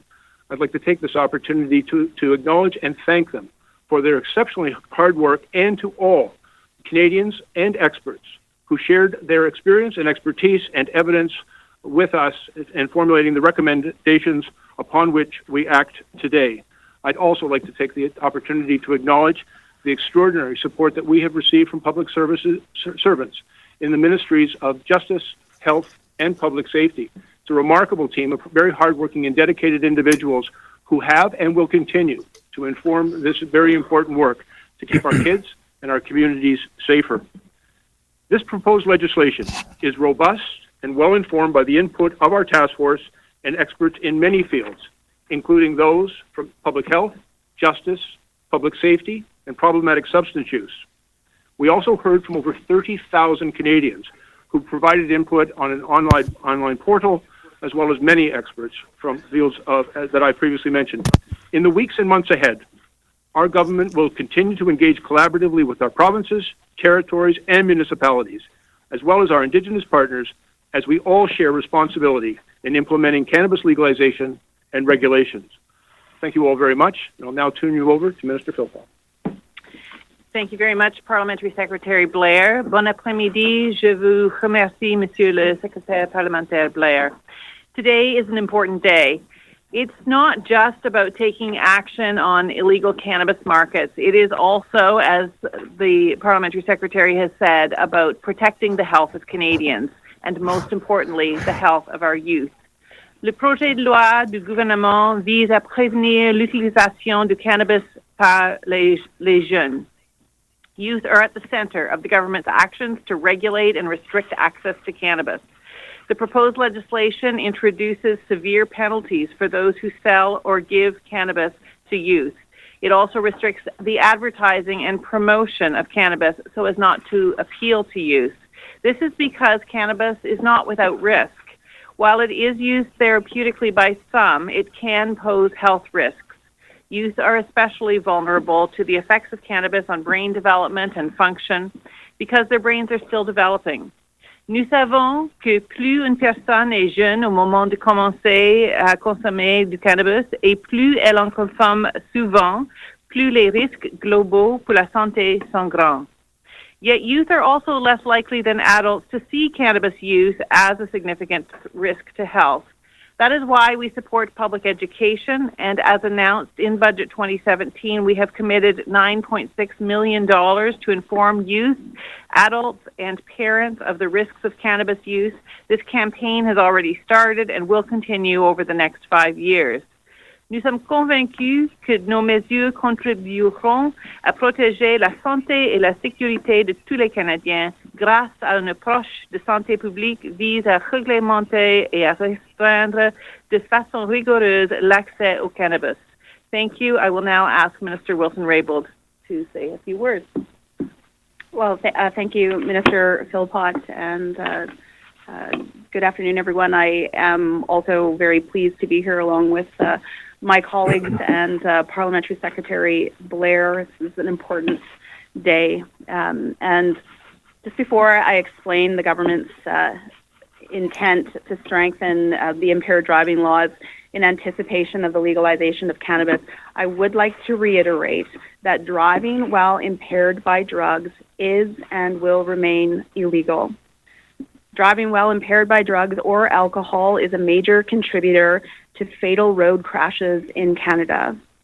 And young people who test positive for alcohol or drugs continue to be the largest group of drivers killed in motor vehicle accidents. The amendments we have proposed today would build on existing criminal law and provincial and territorial measures by, among other changes, authorizing the police to use oral fluid screening devices and creating 3 new driving offenses of being over the legal limit of impaired drugs. The police would be authorized to demand an oral fluid sample if they have reasonable suspicion that the driver has drugs in their body. A positive result would provide them with useful information in determining whether or not they have reasonable grounds to demand either a blood sample or a drug evaluation at the police station. This legislation would also introduce significant reforms to the area of alcohol-impaired driving, including, for example, mandatory alcohol screening to ensure that drivers that are over the legal limits for alcohol will have a greater likelihood of being caught. The legislation would also contribute to efficiencies in the criminal justice system, including by facilitating the proof of blood alcohol concentration and eliminating or restricting the defenses that encourage risky behavior. The Government of Canada is committed to the safety of our roads and highways. We will continue to work with our provincial and territorial partners on other issues remaining in terms of impaired driving and road safety. We will also continue to work with law enforcement and to inform the public about the changes to the law and the dangers of driving while using drugs or alcohol. I will now turn it over to my colleague, Minister Goodell. Thank you very much, colleagues. If your objective is to protect public health and safety and keep cannabis out of the hands of minors and stop the flow of illegal profits to organized crime, then the law as it stands today has been an abject failure. Police forces spend between $2 and $3 billion every year trying to deal with cannabis, yet Canadian teenagers are among the heaviest users in the Western world. And criminals pocket $7 to $8 billion in illicit proceeds. We simply have to do better. Since day one, health and public safety objectives have been at the forefront of our approach to cannabis. The legislation we have introduced today reflects that, and it will do a better job of protecting our kids and fighting crime. We have benefited from the thorough, balanced, and thoughtful advice of an expert task force. Our legislation is in line with their recommendations. We will come down hard on illegal cannabis businesses of drug dealers and organized crime. Law enforcement will be focused on serious offenses like trafficking cannabis to children and youth and driving under the influence of drugs. Drug-impaired driving puts at risk the lives and safety of drivers and passengers every single day. And we will lead a wide-ranging campaign to raise awareness of the dangers of driving while impaired. Most importantly, the proposed legislation will provide more tools and stronger laws to punish more severely drivers under the influence of drugs, including cannabis. The legislation would allow for the creation of a new, tightly regulated supply chain for cannabis, in which producers are security cleared and federally licensed, while provinces and territories license and oversee distribution and sale. I want to highlight that under the proposed act, it will remain illegal to import into Canada or export from Canada cannabis and cannabis products unless exceptionally authorized by Health Canada. The Canada Border Services Agency and the RCMP will continue to work very closely together in conjunction with local police forces of the appropriate jurisdiction and internationally to uphold laws governing any cross-border movement of cannabis. It is important to note that as the bill moves through the legislative process, existing laws prohibiting possession and use of cannabis remain in place, and they need to be respected. This must be an orderly transition. It is not a free-for-all.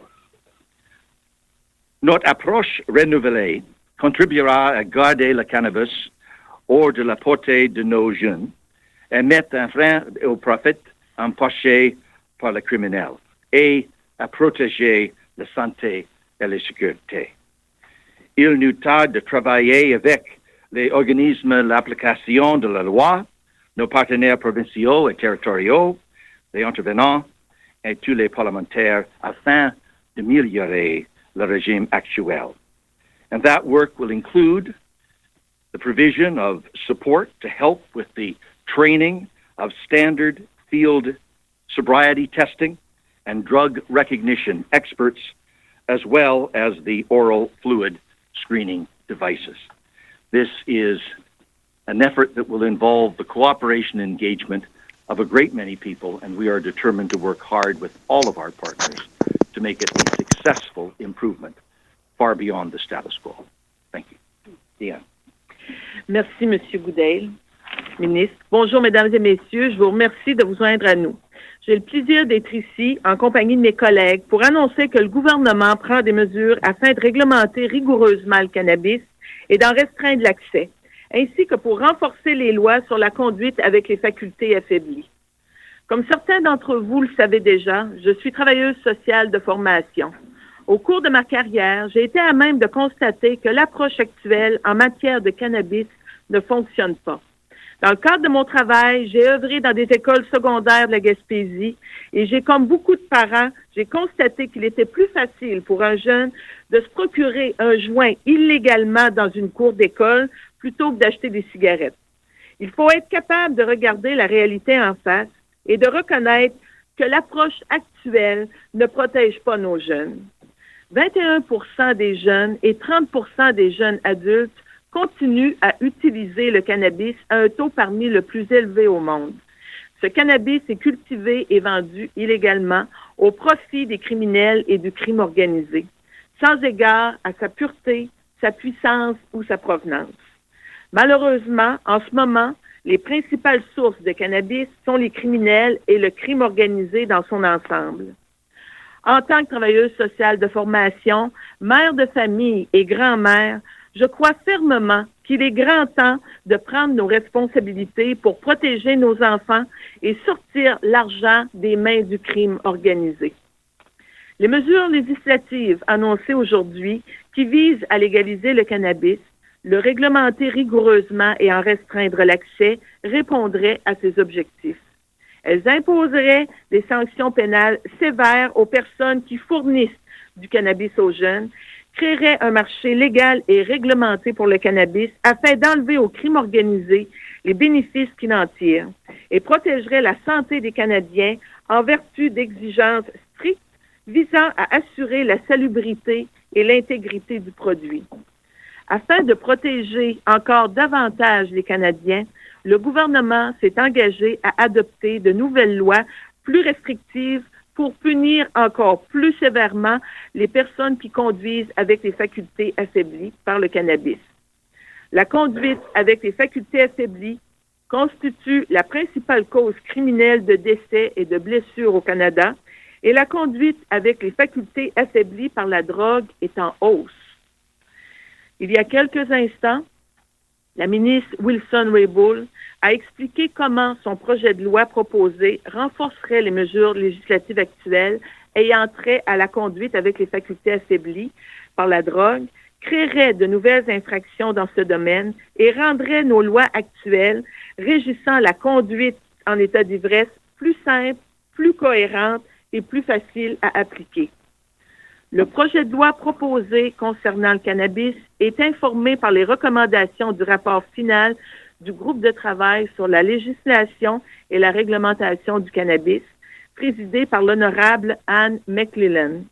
À la lumière de leur large consultation à travers le pays, le groupe de travail a constaté que les Canadiens avaient de nombreuses préoccupations relatives à la facilité avec laquelle les jeunes peuvent se procurer du cannabis et à la possible augmentation de cas de conduite avec les facultés affaiblies par la drogue.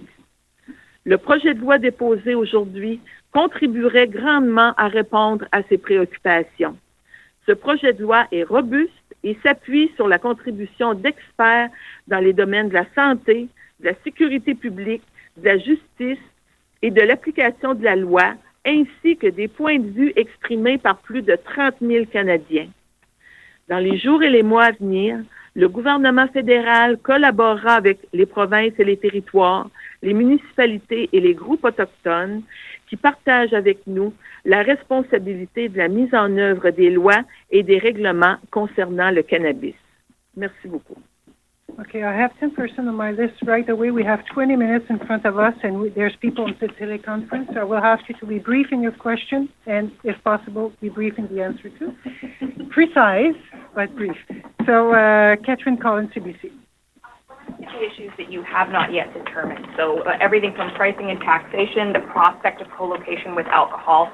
I wonder whether or not you accept that the issues that you haven't worked out yet could determine the success or failure of this legislation. It seems to me there are many things you haven't decided that could still determine whether this works. I wonder if someone could answer that for me.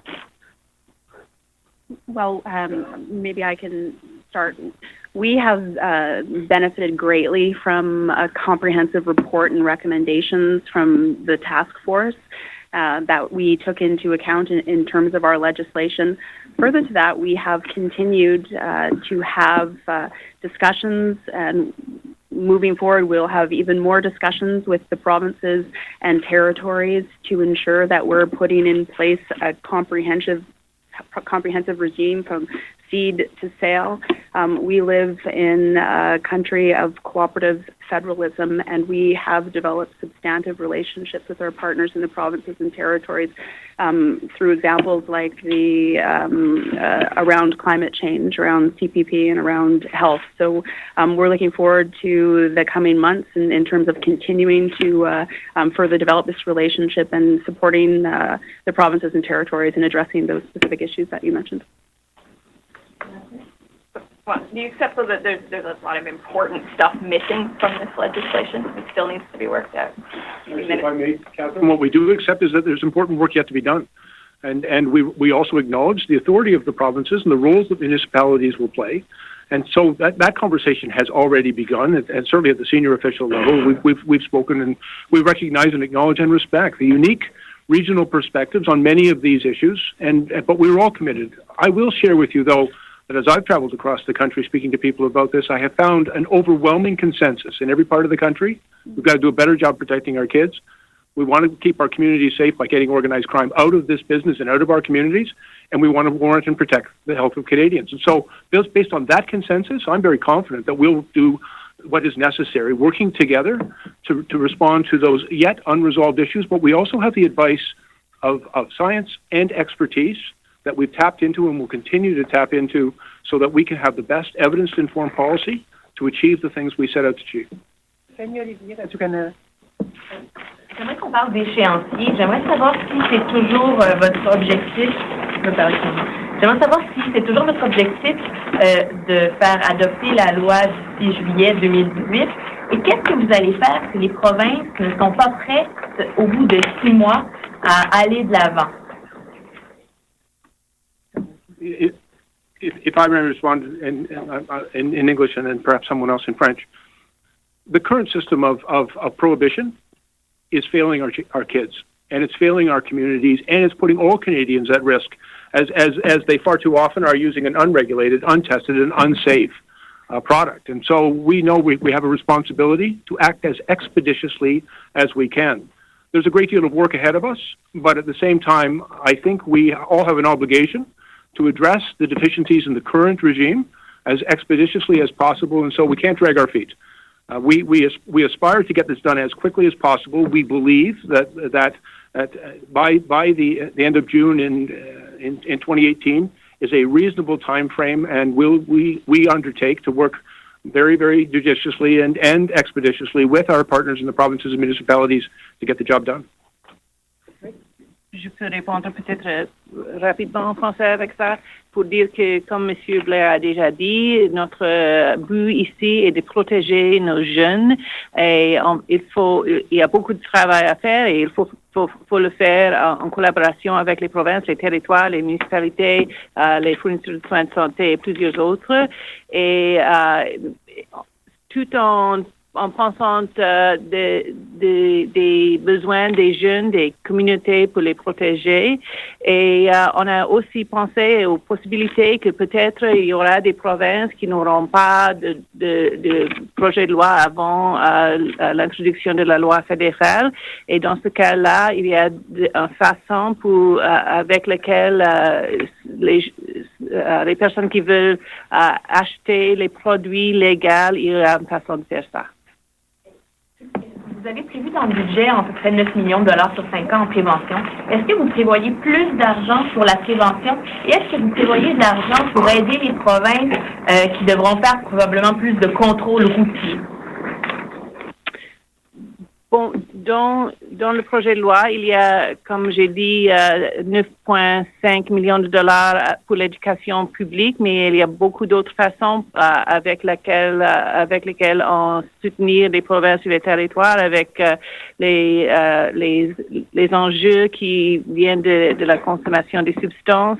On vient de donner aux provinces 5 milliards de dollars pour la santé mentale et aussi plus que 100 millions de dollars pour la stratégie canadienne au sujet des drogues et des substances. Christy Kirkup, CP. Hi. I just wanted some clarity on packaging because the bill stipulates, for example, you can't have animals or images, can't advertise to children. It bars against packages having information about potency. Can they put fonts and colors on those packages? And if so, why? And if I may, our intent is to make sure that we restrict access to kids, and we believe it's quite appropriate, as we've done with other substances, tobacco and even alcohol, in placing reasonable restrictions on the advertising that can be directed at kids. We're also, I want to be very clear, it is not our intent to promote the use of this drug. We want to permit through legalization and strict regulation more healthful, safer, and socially responsible use. Can they put different fonts and colors on the front of the package, and if so, why? So this piece of this bill introduces what will be legislation that will give authority to set in place regulations related to the specifics of what will be allowed in terms of packaging. And as Mr. Blair said, we will take lessons on that from other public health issues, such as the tobacco strategy. Raymond Filion, TVA. Has Canada consulted other countries, for example, the United States, about all the implications this new system will have or might have? I can tell you we did have the opportunity working with the task force and also separately in consulting with other jurisdictions who have gone down similar paths of legalization, Colorado and Washington in particular, but also other jurisdictions. Quite frankly, we tried to learn from their experience, and they were very generous in sharing their experience on things that they wish they could have done better. We've tried to apply those lessons, and I believe we've been very effective in recognizing what has been deficient and what caused difficulties in those jurisdictions. And our approach, I would also differentiate in a very significant way. In every other jurisdiction that has gone down the road of legalization, they focus primarily on a commercial regulatory framework. In Canada, we have taken a very different approach, and it's a public health framework. It has focused entirely on how to reduce the social and health harms associated to cannabis in its production, distribution, and consumption. And that focus, I think, enables us to avoid many of the pitfalls that other jurisdictions have experienced, where the focus was primarily on maximizing revenue. The states, for example, given the fact that marijuana is still illegal in most U.S. states, have you obtained assurances from Washington that no Canadian who has consumed marijuana will be stopped at the border? We've kept in very close touch with our nearest neighbor about this issue, as we do about all cross-border issues. The United States, of course, has the sovereign jurisdiction to deal with people crossing the border into their country, just as we have the same corresponding power for people crossing the border into Canada. Exporting and importing cannabis is now illegal, and it will continue to be illegal. We're providing the resources needed by the RCMP and by CBSA to enforce the law at the border, just as I'm sure Secretary Kelly will ensure that his agents on his side of the border have the resources necessary to enforce American law. It will be very important for people to understand that crossing the border with this product will be illegal. Sorry, if you admit to a border agent right now that you've smoked pot, they can stop you from entering their country. What's going to happen? Once cannabis is legal. Every sovereign country has the ability at the border to make those decisions for themselves. What we will expect of our American counterparts, just as they would expect it of us, that when people present themselves to cross the border, the experience is respectful, that it's consistent, that it's professional, and that people are not treated in any kind of a capricious way. If they are, then there are provisions whereby they can file a formal complaint with respect to their treatment that does not accord with the law. Leblanc, Globe and Mail.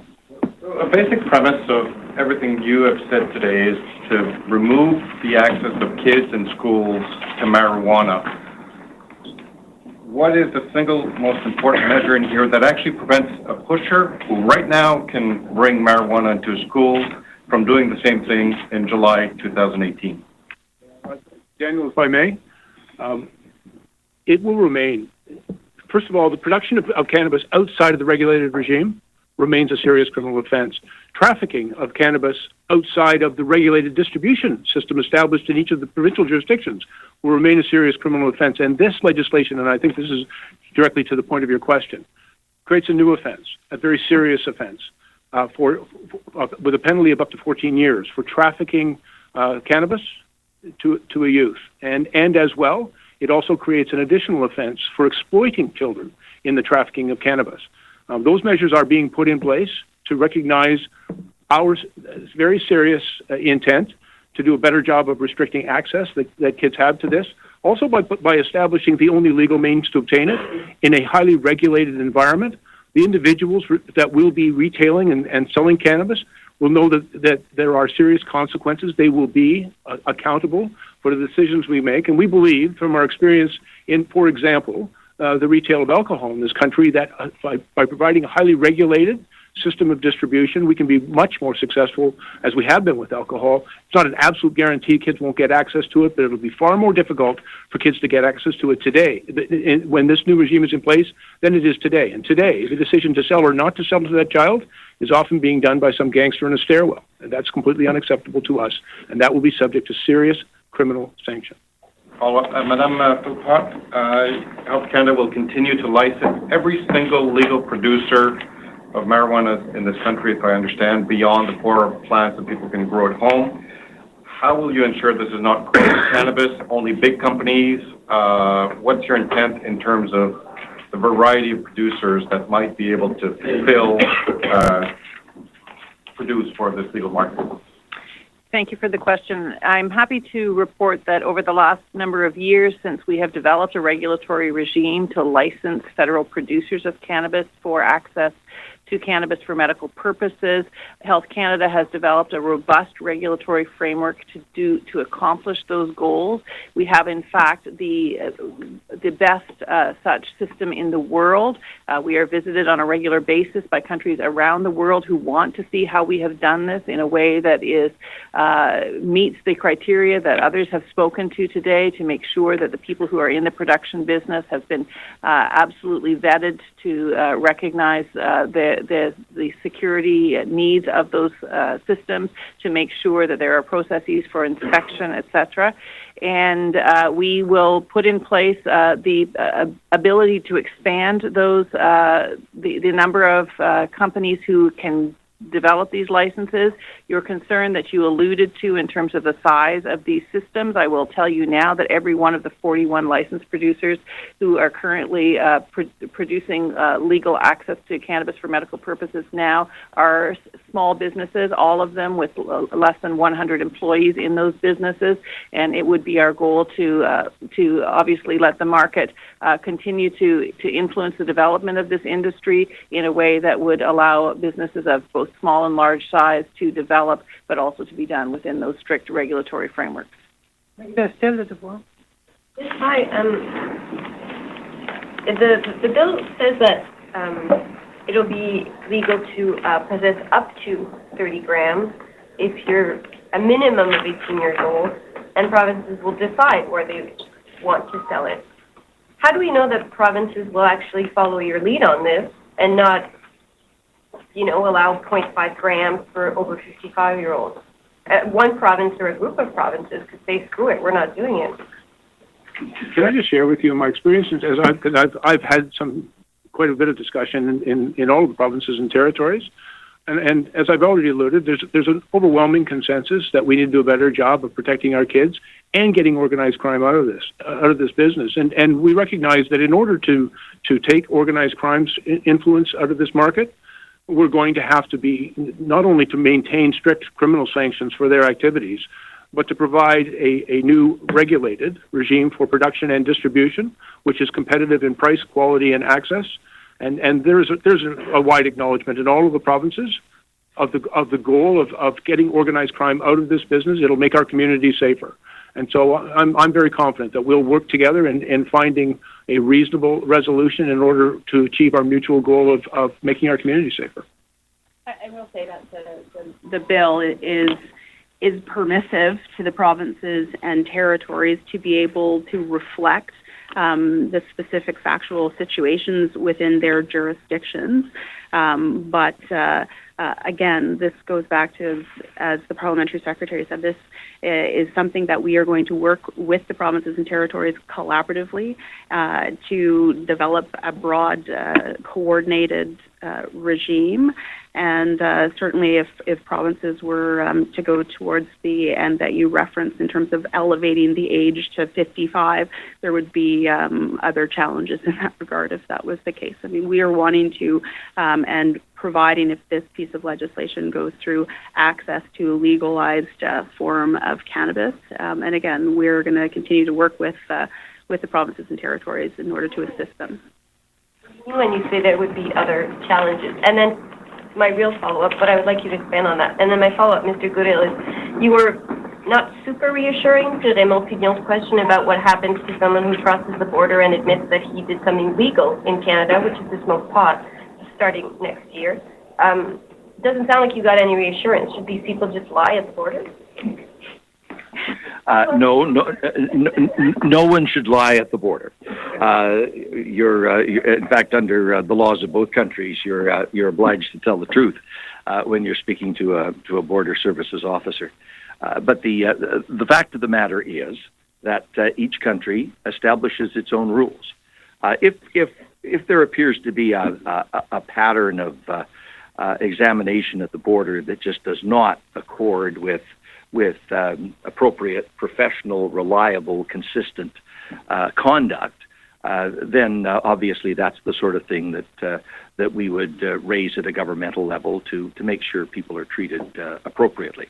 The laws of the United States are the responsibility of the laws of the United States, and the laws of Canada are the responsibility of Canada. But I would point out that there are a number now of American states that either have already legalized cannabis or are in the process of doing so. And I think in our discourse with the Americans, we will be able to make the very strong point that the regime we're setting up in Canada will better protect our kids and better stop the flow of illegal dollars to organized crime. Our system will actually be the better one. That if the age is so high, there would be challenges like Well, I mean, as with any law that's brought in by any government, individuals could challenge that law due to its unfairness. The federal government in this proposed bill will, where provinces and territories do not enter the space, be responsible and will be responsible for providing access to legalized form of cannabis. As I said, in any jurisdiction where a law is passed that a citizen deems unfair, we have a Charter of Rights and Freedom. We have just a few minutes left, so and I have 4 names on my list, so we'll see. Can we stretch a bit? Glenn McGregor, City. Mr. Wilson-Raymond, on the drunk driving provision that removes the requirement for a police officer to have suspicion before requiring a breath test. Did you check, and with whom, to see if that would be charter compliant? There seems to be a lot of online reaction to that from the legal community, saying that they're raising questions about whether that would actually be legal or would be challenged on the constitutionality. If you could talk to that point. Sure, I'm very pleased to address that question. we have with this bill, if it passes Parliament, will be one of the strongest impaired driving pieces of legislation in the world, and I'm very proud of that. Ensuring that we have safety on our roads and our highways is of paramount concern. I will, as I do with all justice pieces of legislation, be tabling a charter statement. I am confident of the constitutionality of the mandatory roadside testing. This is not a device or a tool that does not exist in other places in the world. In fact, mandatory roadside testing in many countries has significantly reduced the number of deaths on our highways, and I think that is of paramount public concern and of paramount concern to put forward good policy and legislation to address it. We have, and I've had discussions with Mothers Against Drunk Driving, for example, that very much support this step, and I look forward to being able to table my charter statement, and I'm confident in the justifiability of this provision within the bill. How it would affect visible minorities, given that they get pulled over at a much higher rate than other people? Well, in terms of police officers pulling people over for the reasons that they can legally, that is the premise of this piece of legislation. And no matter whom is sitting in the driver's seat, they are enabled to ask for the roadside test. I got 4 minutes extra, so tandem and Charles. So be short, please, for your other Go back to the pricing and taxes question, leaving pricing up to the provinces, I guess, the regulations around that. Is that correct? That taxes, as per federal tax, you will at the very least collect GST on these kinds of sales, will you not? And do you have an estimate of what that is? If I may, our focus has been on reducing those social and health harms. I've already articulated those. The impact assessment done on this proposal. We also recognize the importance of price in order to compete effectively and reduce the influence of organized crime in the marketplace. The determination of price is going to have a number of different factors and considerations, and it's part of an ongoing discussion with provinces and with producers in order to make sure that the price is appropriate. But specifically about federal tax revenue, are you committing to not federally taxing these sales, or are you in fact going to collect GST? Ce que je peux vous dire actuellement, c'est qu'il y a des discussions qui sont en cours. On a 15 mois devant nous pour travailler le dossier, puis on va vous informer au fur et à mesure de ce qui va se passer au niveau des taxes. Il y a aussi du travail à faire avec les provinces, mais les 15 prochains mois vont vraiment nous servir à établir tout ce qui touche la taxation. Mais le but premier du programme, puis de ce qu'on met en place, c'est vraiment de protéger nos jeunes, puis de sortir le crime organisé du marché. Je voudrais savoir, I'd like to know then, just to go to,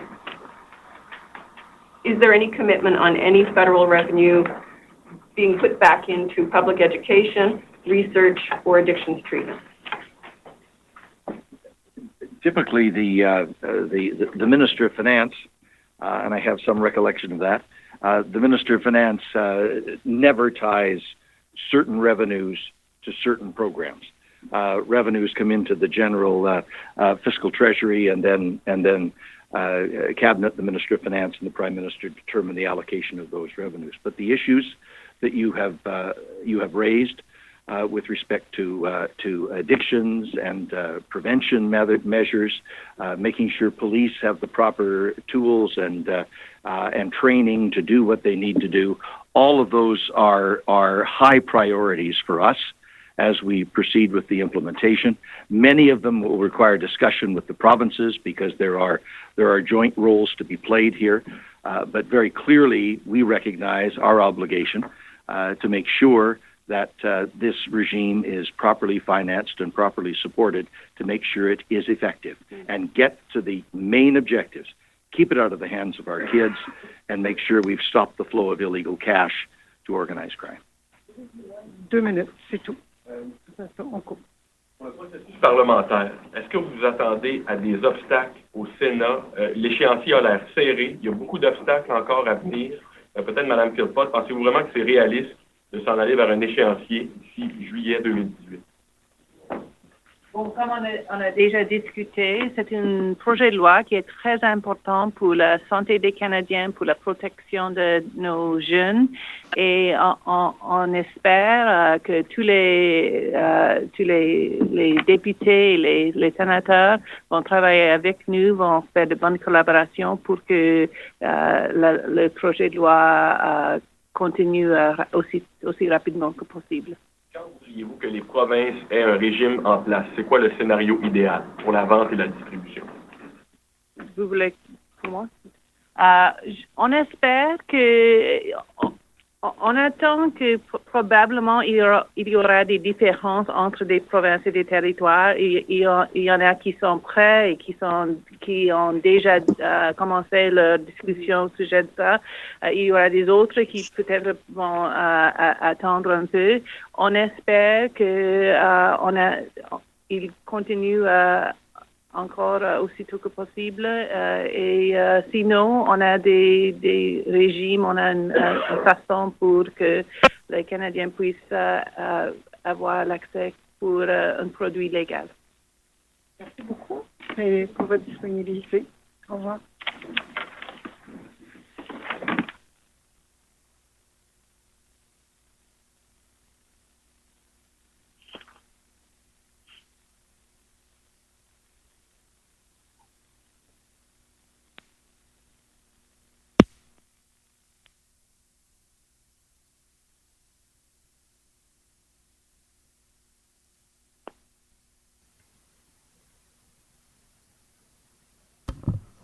Is that it?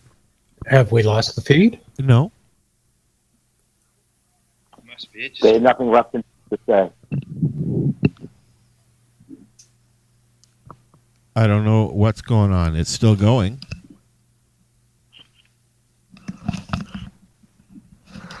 I think they ran out of time. It's a conspiracy. It's a conspiracy. Yeah, that's what it is. Yeah, that's what it is. We're going to legalize it at the end of this briefing. It's the children. The children did it. Yeah. Why is your Yeah, mic all Franker, screwed one up, more Chris? thing about children. And, This conference is no longer being recorded. Oh my God. L'enregistrement de cette conférence est interrompu.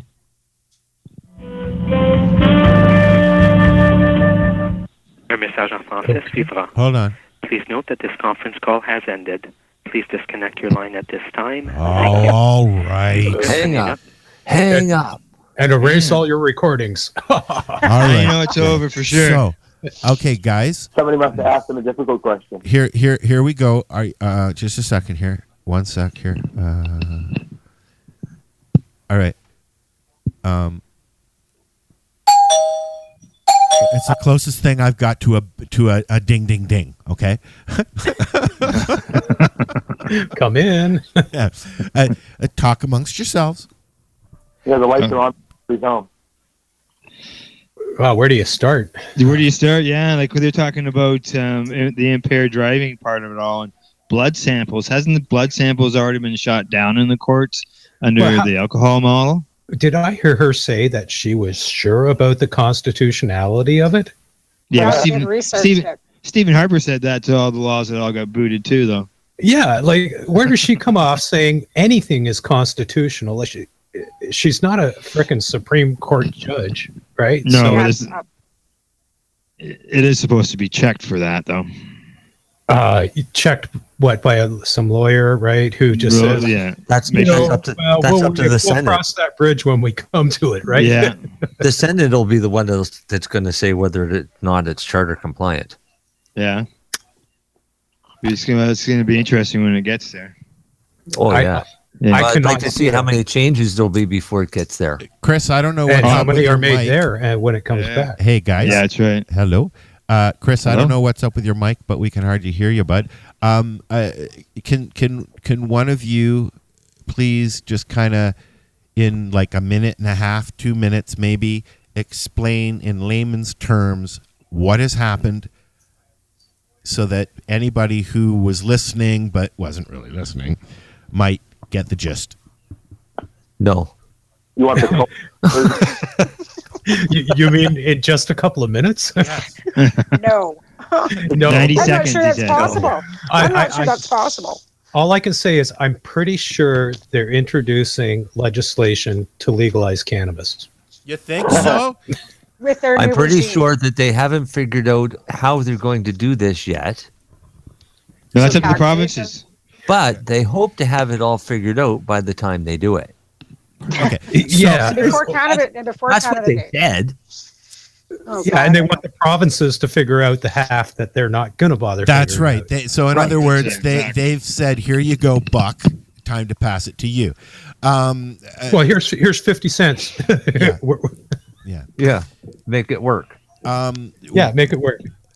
What from what And we'll was give you said- 40% of all the revenue. From what was said, and let's do it this way, okay?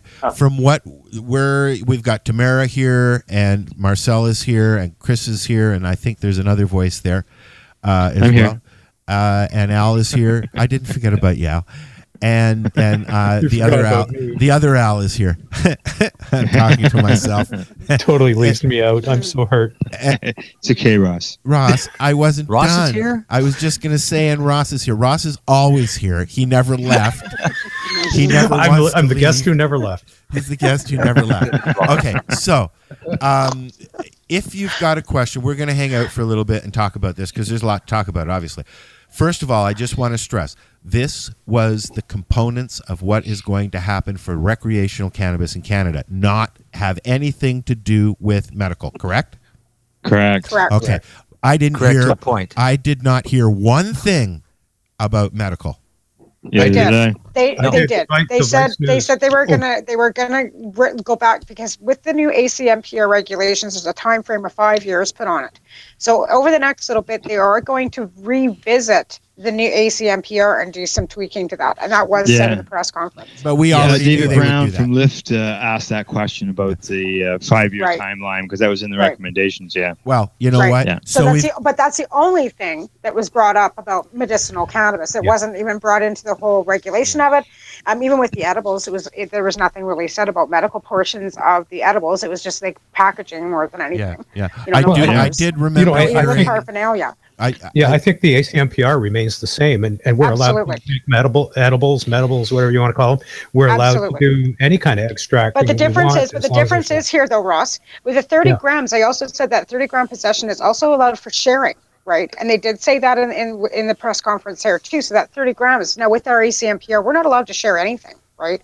So that in itself, that recreational with that 30-gram limitation allows you to share within that 30-gram limitation. Totally changes that for everybody. Sure. If you're You looking get, at it. you get caught selling it, it's going to cost you $200. Right. Yeah, but I mean within a 30-gram limitation, right? Whereas before, if you were caught selling it, you'd end up with a criminal record and a bunch of bullshit, right? Yeah. So, I mean, Well, they do have the bonus they do have is this. They do have a 14-year prison term in there for selling to minors. that was already there, though. That 14-year term has already been there. That's been on the books for forever. You get caught over, so many limit plants and everything else. Mandatory minimum jail sentencing for that has always been 14 years. That back in the 80s, because I know my husband was charged with trafficking, did 2 years less a day, was told the next time you get caught, it'll be minimum 14 years. Why Alvin's never been caught growing pot again? Yeah. You know what I'm saying? So that 14 years has been on the books for Yeah, there's many, always many years. there's been a 14-year thing there. So that's But not new. I guess that plays well to the nervous Nellies to go ahead and mention it. Well, and that's under discretion of a judge too. Like they're not going to send you away for 14 years. What a first offense. I don't think that's something that we have to worry about. And if that's the maximum penalty under the new legalization, I think there are penalties currently that are even more than 14 years.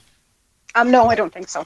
Not No? for cannabis. No. That's the max? 14, max is 14. Yeah, pretty sure Okay. of that. I don't think there's any life term unless you get into there's nothing life term except, No. and that's all like conspiracy and money laundering and other kinds of, criminal charges that can get you into that portion of things. I mean, look at Emery. He's been charged and convicted 30 times for pot. He's never, done really much jail time. So, just as that rule of thumb. Can I ask something, guys? Do you think that because this announcement has happened today, what do you think is going to happen with arrests and shutdowns and stuff like that? Do you think it's going to increase? Do you think it's going to decrease? I think it's going to stay the same for a while. You think so? Wayne says it's going to skyrocket and go through the roof. I think it's actually like sales are going to happen. Yeah. There's going to be a lot of good blowout sales. Well, for paraphernalia too. Like if you can't have anything that's appealing to your kids, that means anything that looks like a pig or a duck or a pipe that's got a nose and ears on it. Does that mean that none of that stuff is going to be available to even adults anymore? 90% of the glass would appeal to kids. Absolutely. Yeah. So Exactly. like I said, there's some of it that, like I said, the whole regime word to it. Don't you like those words, eh? Yeah, just kind of rakes my Chosen last by nerve. somebody Regime. that is not him. So where did they get the science saying that 5 nanograms are impaired? From Washington State. Yeah, it's called fake news. Yeah, Washington State has it. Actually, alternative facts. Yeah, alternative facts, exactly.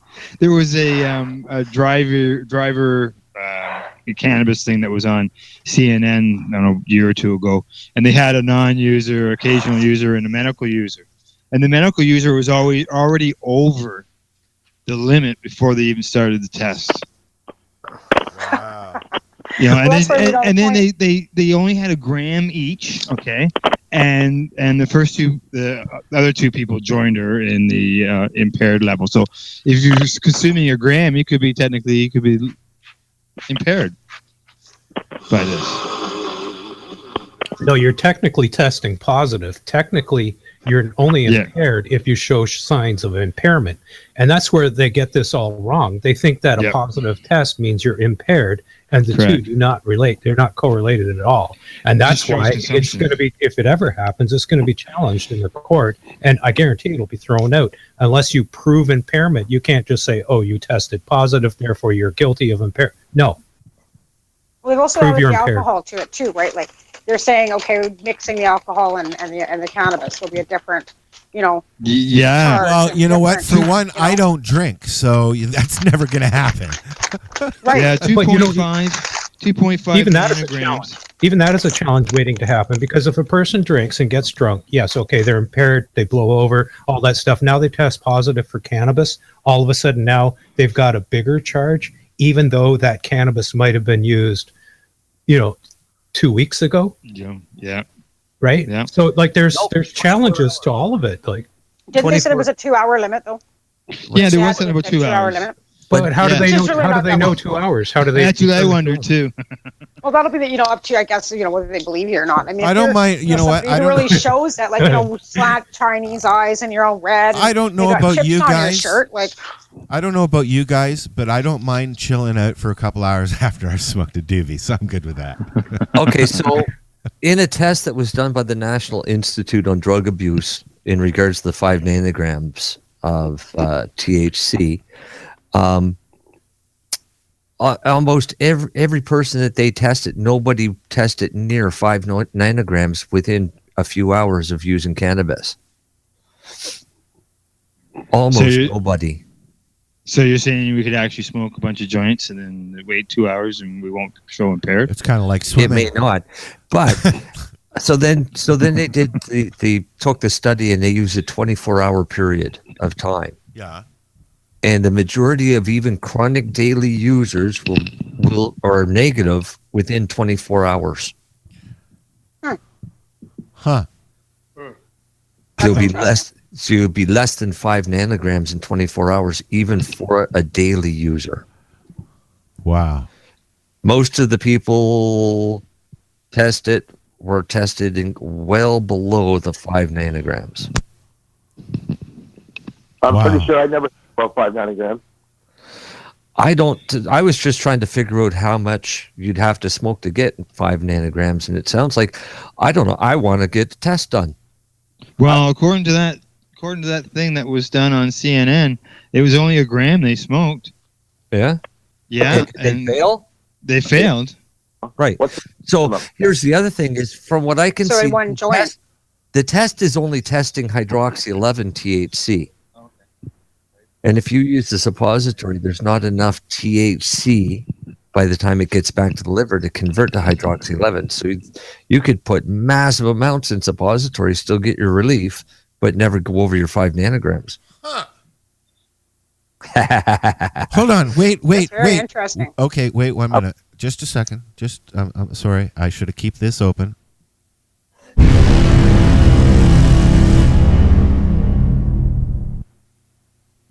So yeah, it's a matter of how you use it and when you use it. But we've also talked to a drug recognition expert that, he's been trained on how to spot people that are impaired from cannabis. And when I brought up medical, it was a completely different story of how they're trained. And I said, he said, we have our visual look, we have a roadside sobriety test. And I said, all right, fine, I have MS. How do you test me for roadside sobriety and claim that it's not the MS? There you go. Yeah. Oh, well, there's different ways that we could test and things like that. Sure. So they have no idea what to do with patients, really. I still want the maximum that the reading comes out to. If it's 5 nanograms is what gets in trouble. Like, how high does the meter go? Can you have like 500 nanograms or? Well, that's why I'd like to get it tested on me. And I mean, I'd test it on me, and I'd run a few tests. I'd go on my normal day, and then I'd say hit me up at about 10 o'clock at night after I've consumed about 30 grams of cannabis. Exactly. And then see what I test at.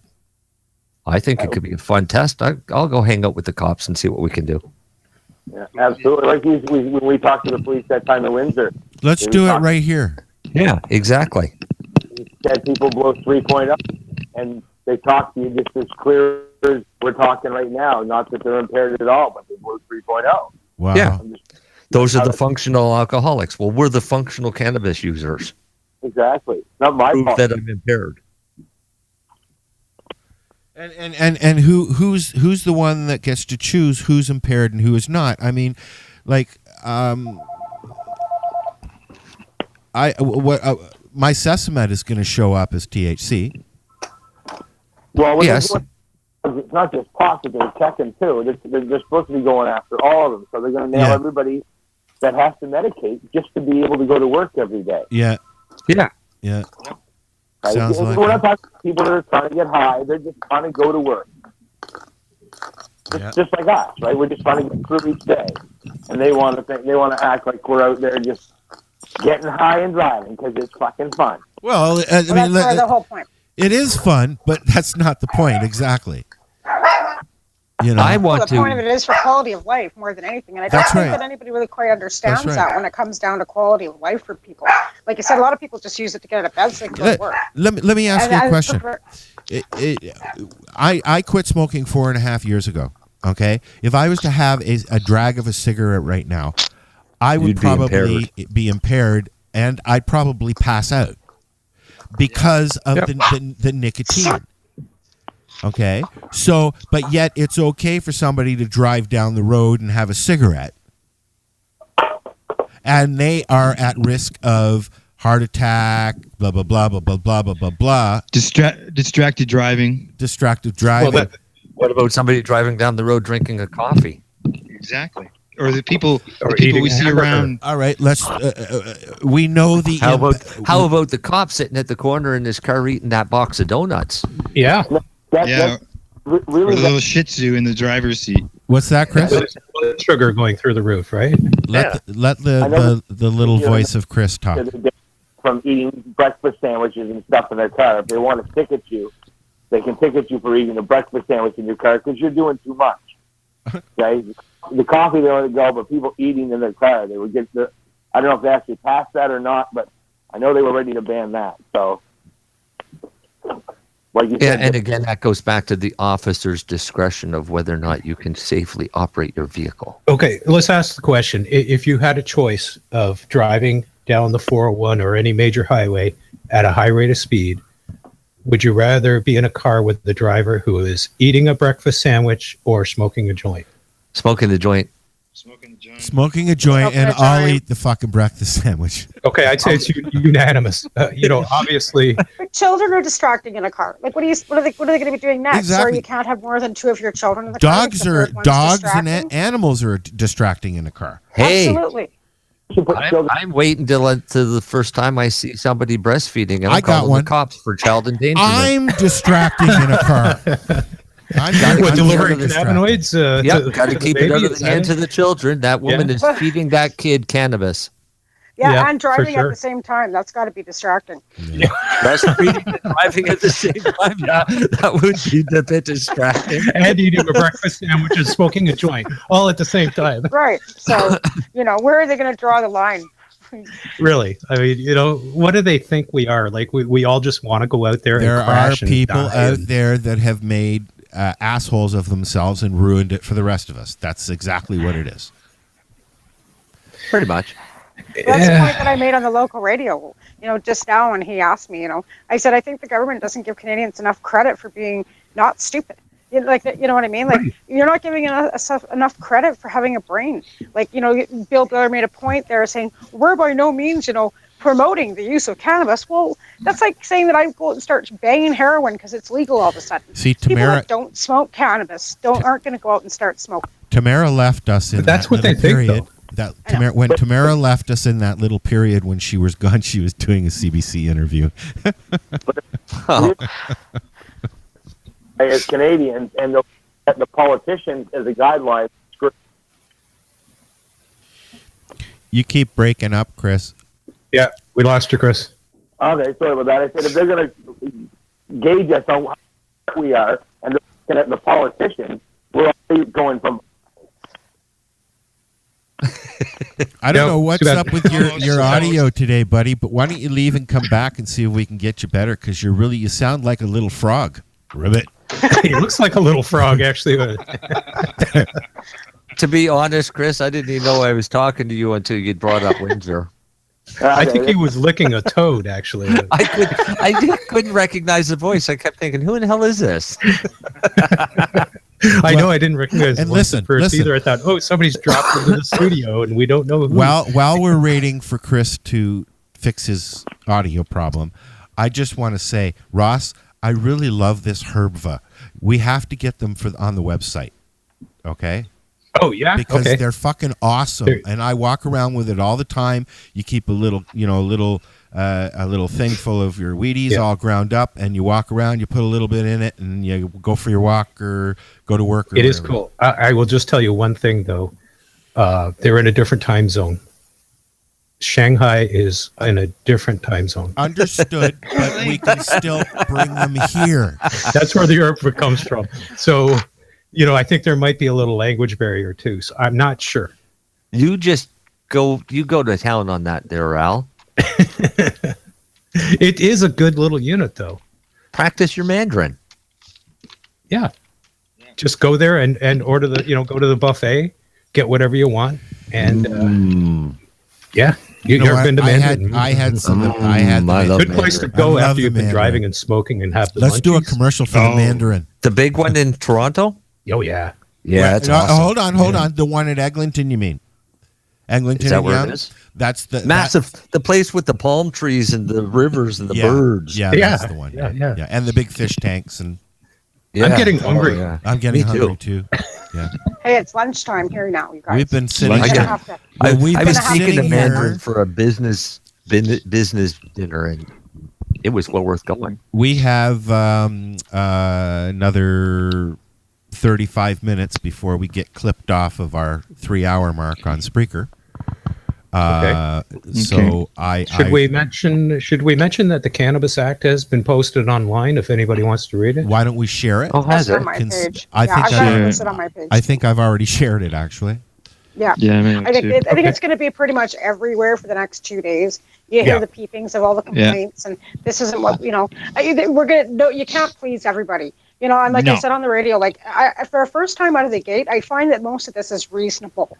You know what I mean? Like, what were we expecting? A free-for-all? Like, were we expecting they were just going to say, okay, everybody, you can all grow 100 plants and become a great big crafting free market and just let's, tax the crap out of it and all will be well. That wasn't going to happen.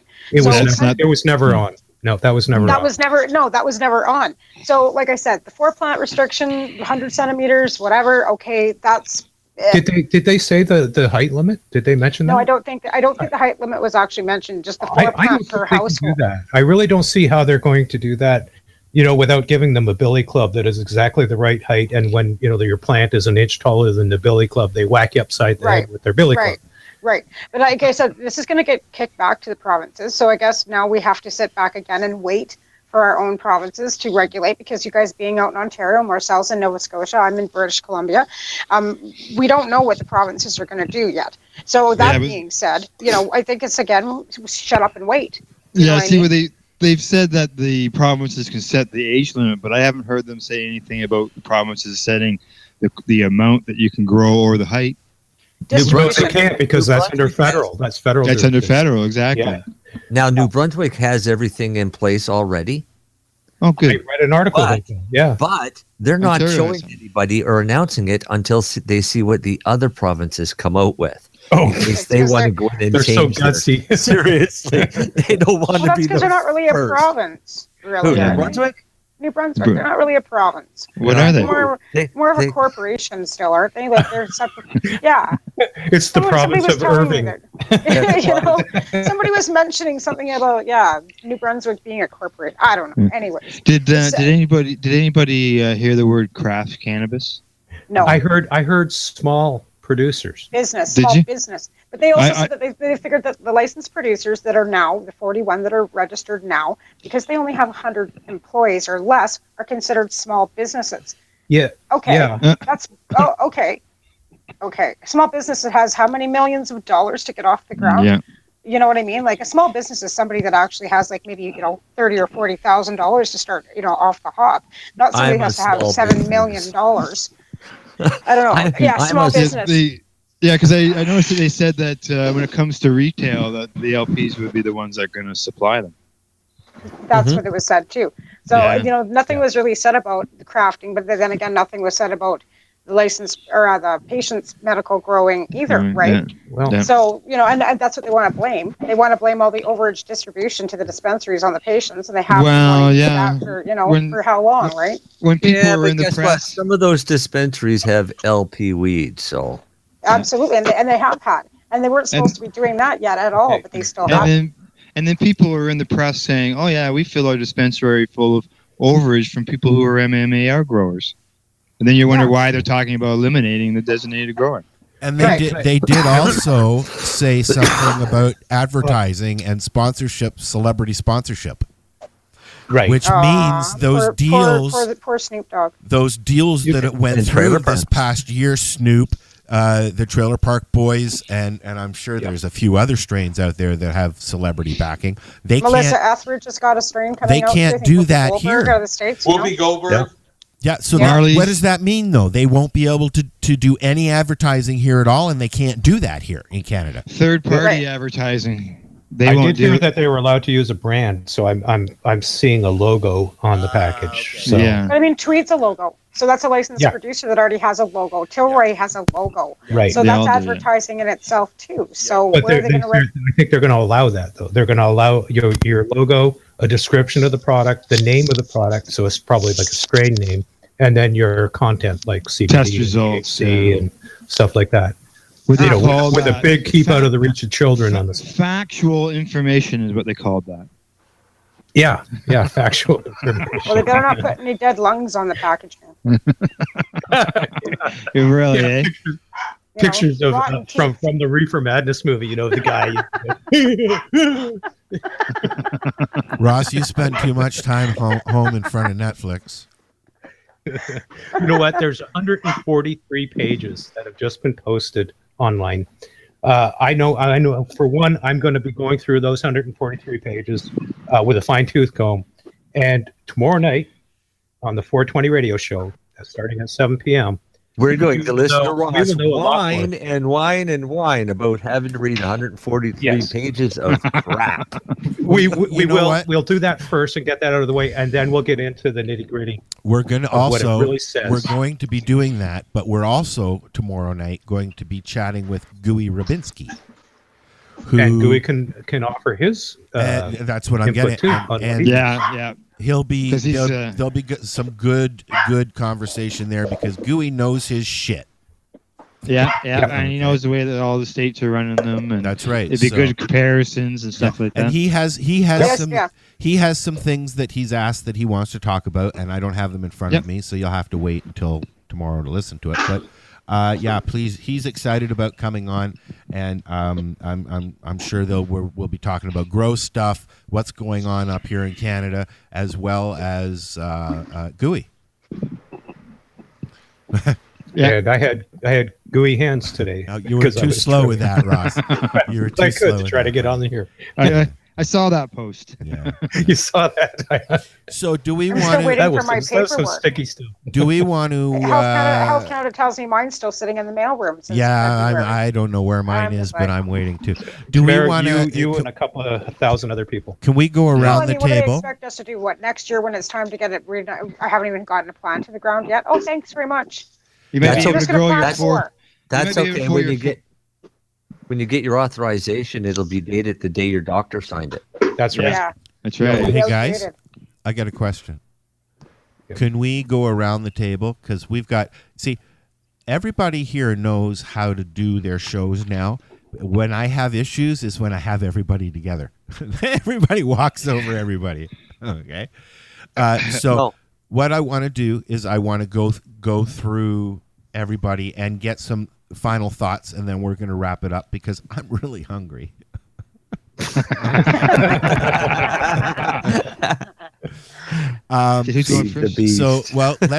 start with folks that aren't here usually. So let's start with Tamara, and then we'll go to Al, and then we'll go to whoever else I choose.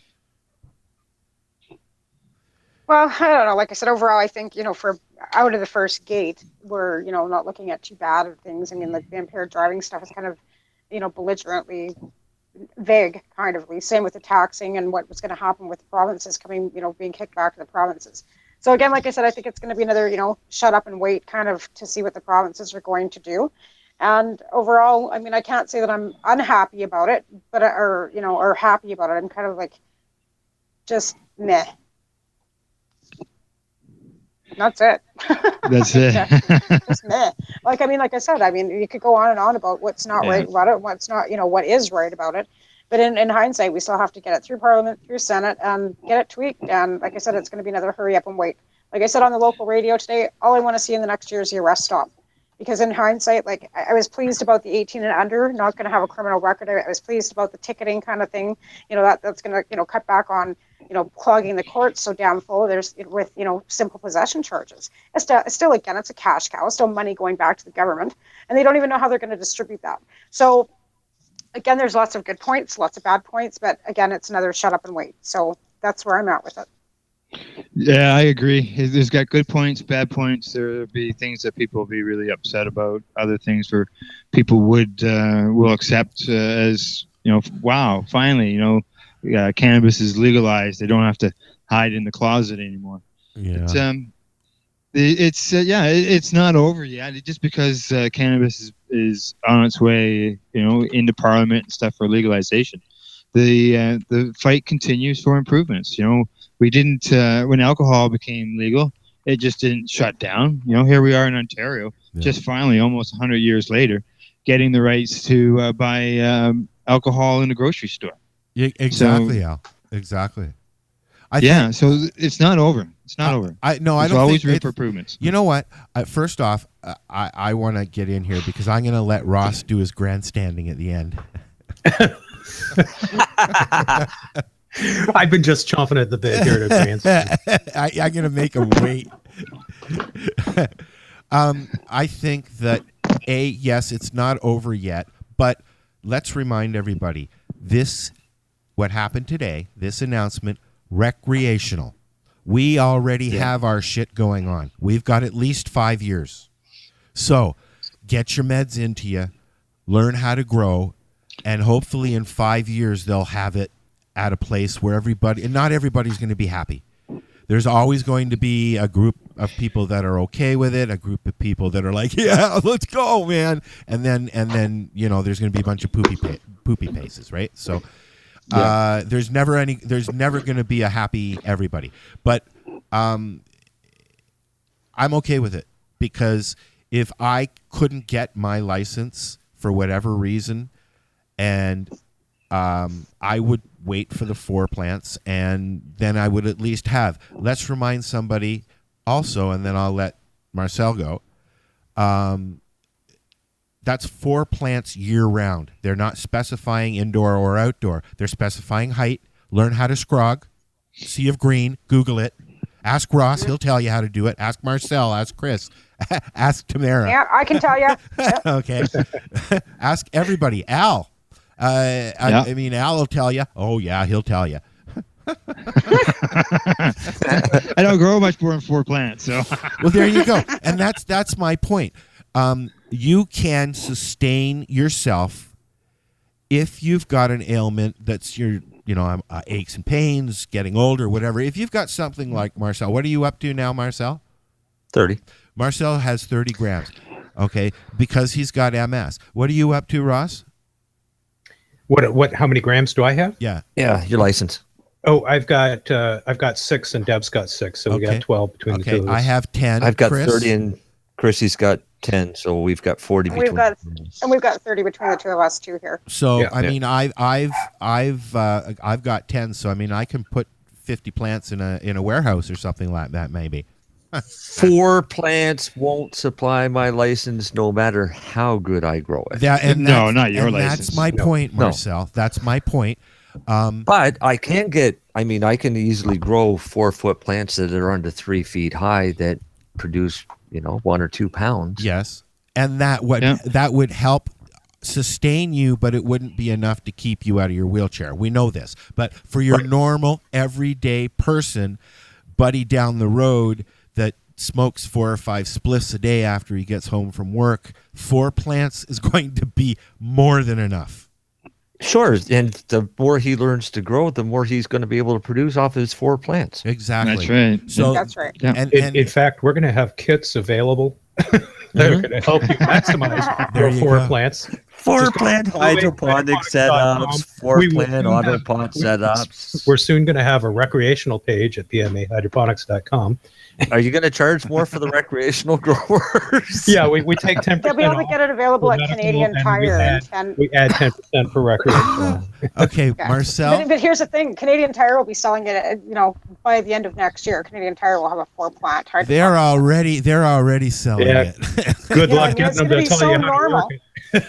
Well, exactly. But this is going to make things so absolutely mainstream that people will be able to ask questions. It's actually quite enlightening that people will be able to say, hey, like 4 plants, how do you do that? Exactly. Right? Where before it was like, I just want to grow one in my closet. This is really a good thing. Yes. Canadian Tire's answer is going to be take a tire and fill it with Promix.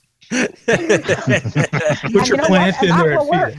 I know it will. And that will work. And I'm going to start selling tires. Does it have to be a Canadian Tire? I've got 17 on the market. Come on.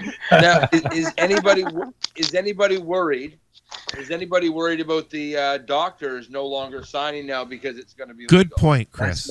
That's my biggest concern. Yeah, good point. Well, how about say, why would I sign? You can just go buy it or grow 4 plants. Well, there will. Right now, who cares? But if they ever decide to put a DIN number on it, insurances are starting to talk about covering it, so it becomes a big deal. If he pushes you off on recreational because it's just pot, you're never going to get it covered.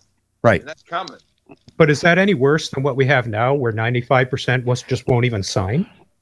Yeah, really, we're already into a doctor problem. We already have a doctor problem. But fortunately, there are doctors who are cannabis friendly right now, and there are more who are starting to listen. I know several doctors myself, and I have consulted with several doctors myself. I have one now that's going to be opening clinics, who signs for home growing, is very cannabis friendly. He wants me to start doing seminars for his doctors. Can I also just jump in, Ross?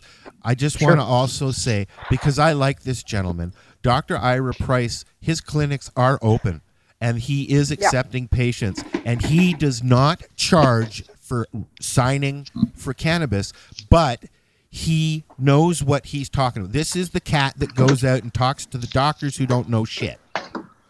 Okay. You know, he's one of the few though, because Yes. I have two doctors right now Yes. that are very well established doctors. Okay, good. That defer to me.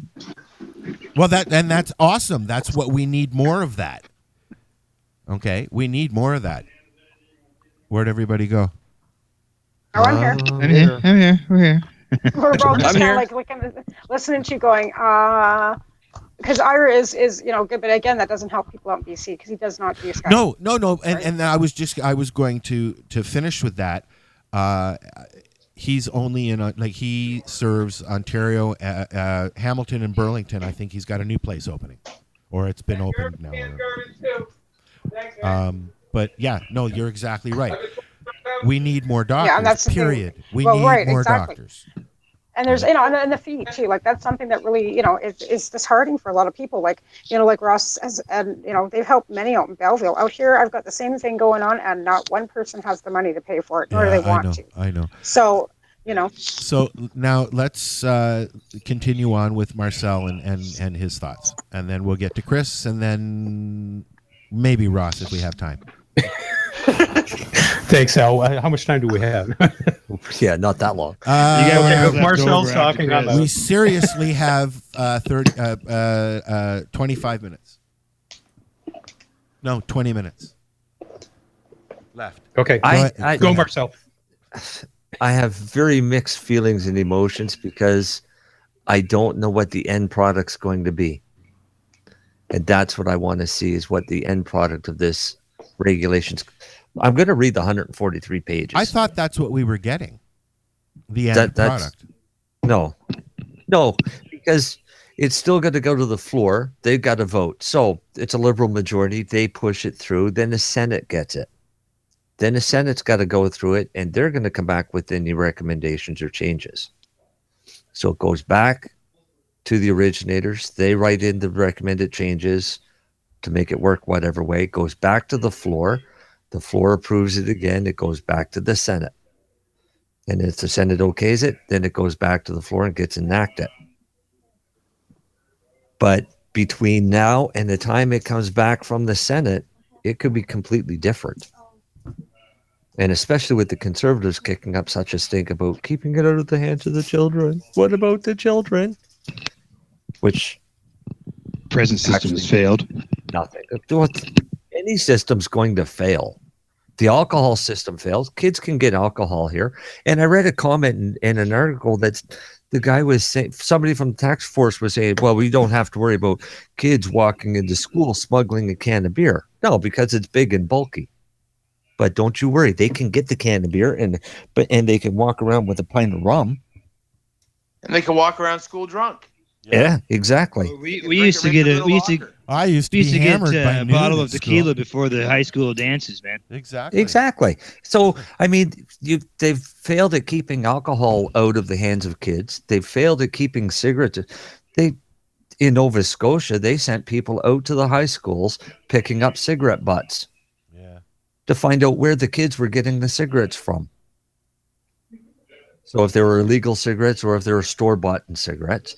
Wow. Yeah. So with that in Belleville, 95% were First Nations cigarettes. Yeah, at the school here, 95% were store-bought. That was at City Hall. Yeah. Well, it's a good thing they regulated tobacco so the kids aren't smoking. Yeah, exactly. That's what I mean, though, is these regulations mean nothing of keeping out of the hands of the kids, because if the kids want it, somebody's going to give it to them. Well, it's like they say. I mean, it's a good thing crack's illegal, so nobody does it. Yeah. Yeah. Yeah. Yeah. Okay, Al, who's next? Not you yet. I know. I'm just asking. Okay. Chris, what are your thoughts, buddy?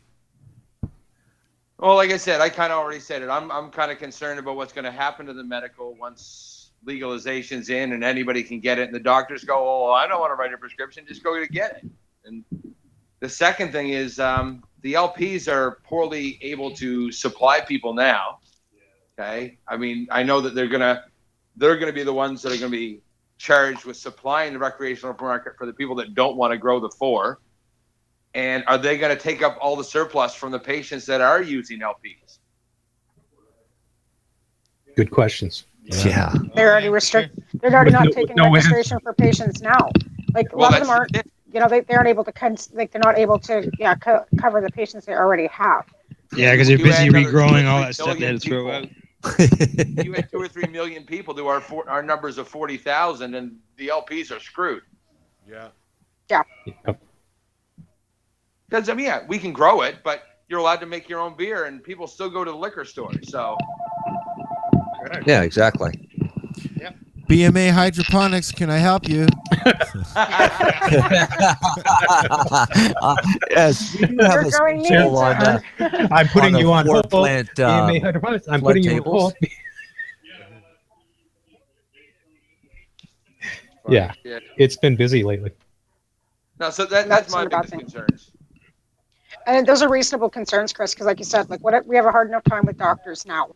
What are the doctors going to just automatically just say, yeah, well, you can go buy it at the corner store or wherever now. Just go get a mail order, you know? Oh, here, we'll help you get mail order. Like, yeah.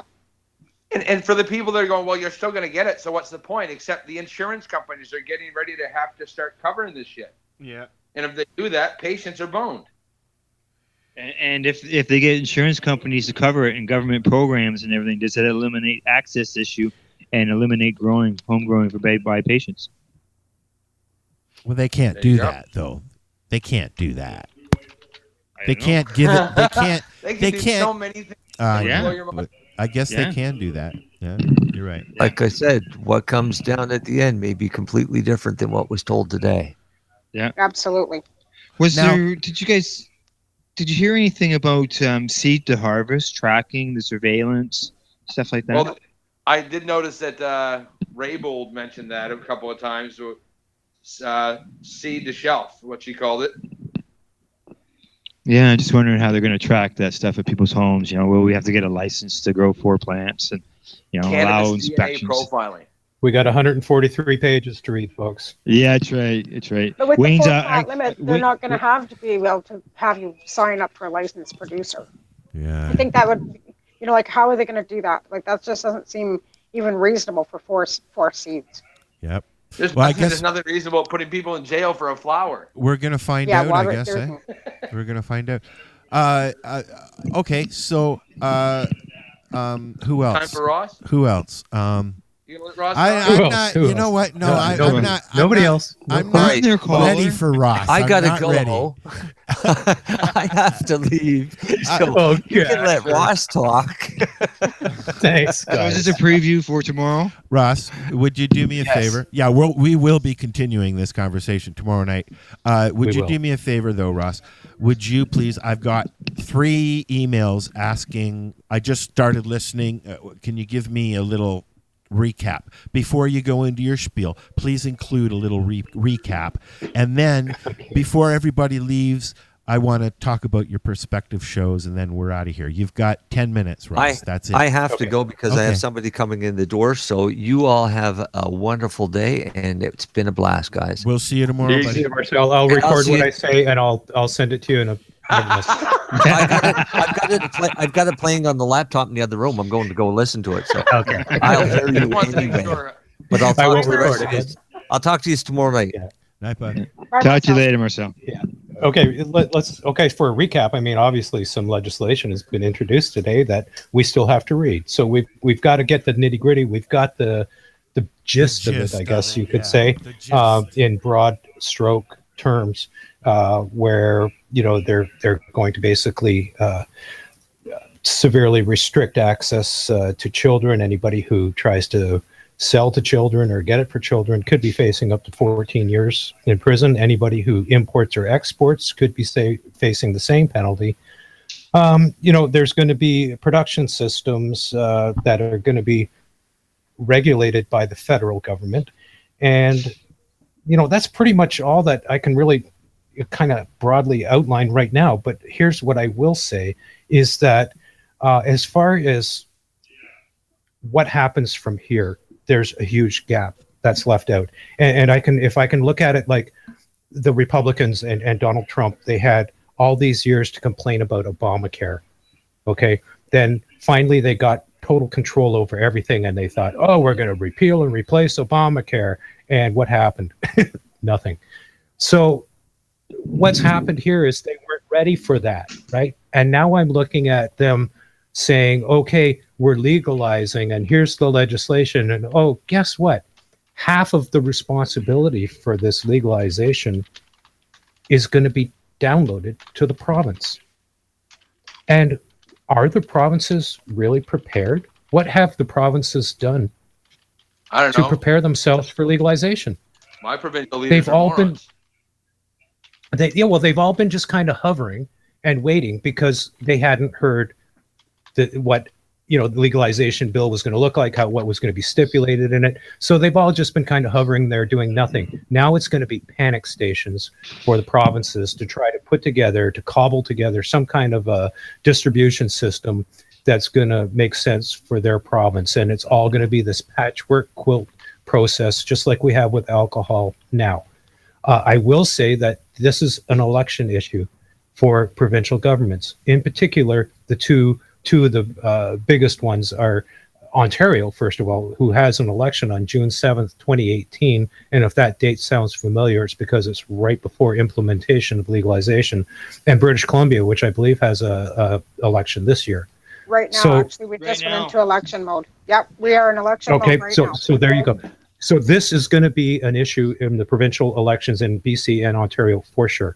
I'm looking to somebody like an Andrea Horwath, and who's the leader of the New Democrats here in Ontario, to try to take a different stance than the Liberals under Kathleen Wynne, who have obviously come out with some brain farts as far as what they want to do with distribution. I'm hoping that somebody like Andrea Horwath is going to spray a little bit of that pine scented, stuff that covers up those brain farts. They need to take a different approach. If whoever in Ontario comes out with the best approach in cannabis, I think is going to have the tipping point they need to form a majority government, or at least to form the government, even if it's a minority. Yeah, I've already written a letter to Andrea Horwath saying that. We're going to have issues when somebody new comes in, they're going to change stuff. When somebody new comes in, they're going to change stuff. But that's how things do work themselves out, right? Yeah, but this is, like something that I know they're working on right now. Well, they're going to start working on feverishly right now. And I know that whatever Kathleen Wynne comes up with is not going to save her ass. No. She's not going to be the next premier of this province. Do you want a conservative government? Because what would a conservative government in Ontario do to retail distribution of cannabis? We don't even have a clue what either of those parties It is scary. have in mind. It is scary. So we need to find out. We need to push this issue, and we need to get them committed on what they're going to do, how they're going to do it, and they better do it right, or they're not going to get in power. And you know what, Ross? I have to cut you off. There. And we'll continue, of course, on Friday. So you have from now until tomorrow 7 p.m. Okay, no sleep tonight. How many pages? 143. Oh, that's not so bad. You'll skim through most of it. Yeah, it's yada. not 143 pages. It's the way it's worded. Yeah, I know. Wayne printed it off so he can carry it around with him. Did he really? In his wallet? He's putting it in plastic covers in a binder. You can't here in the store, yeah. Oh, cool. Cool. Good idea, actually. I'm going to put it up on MyGrow probably.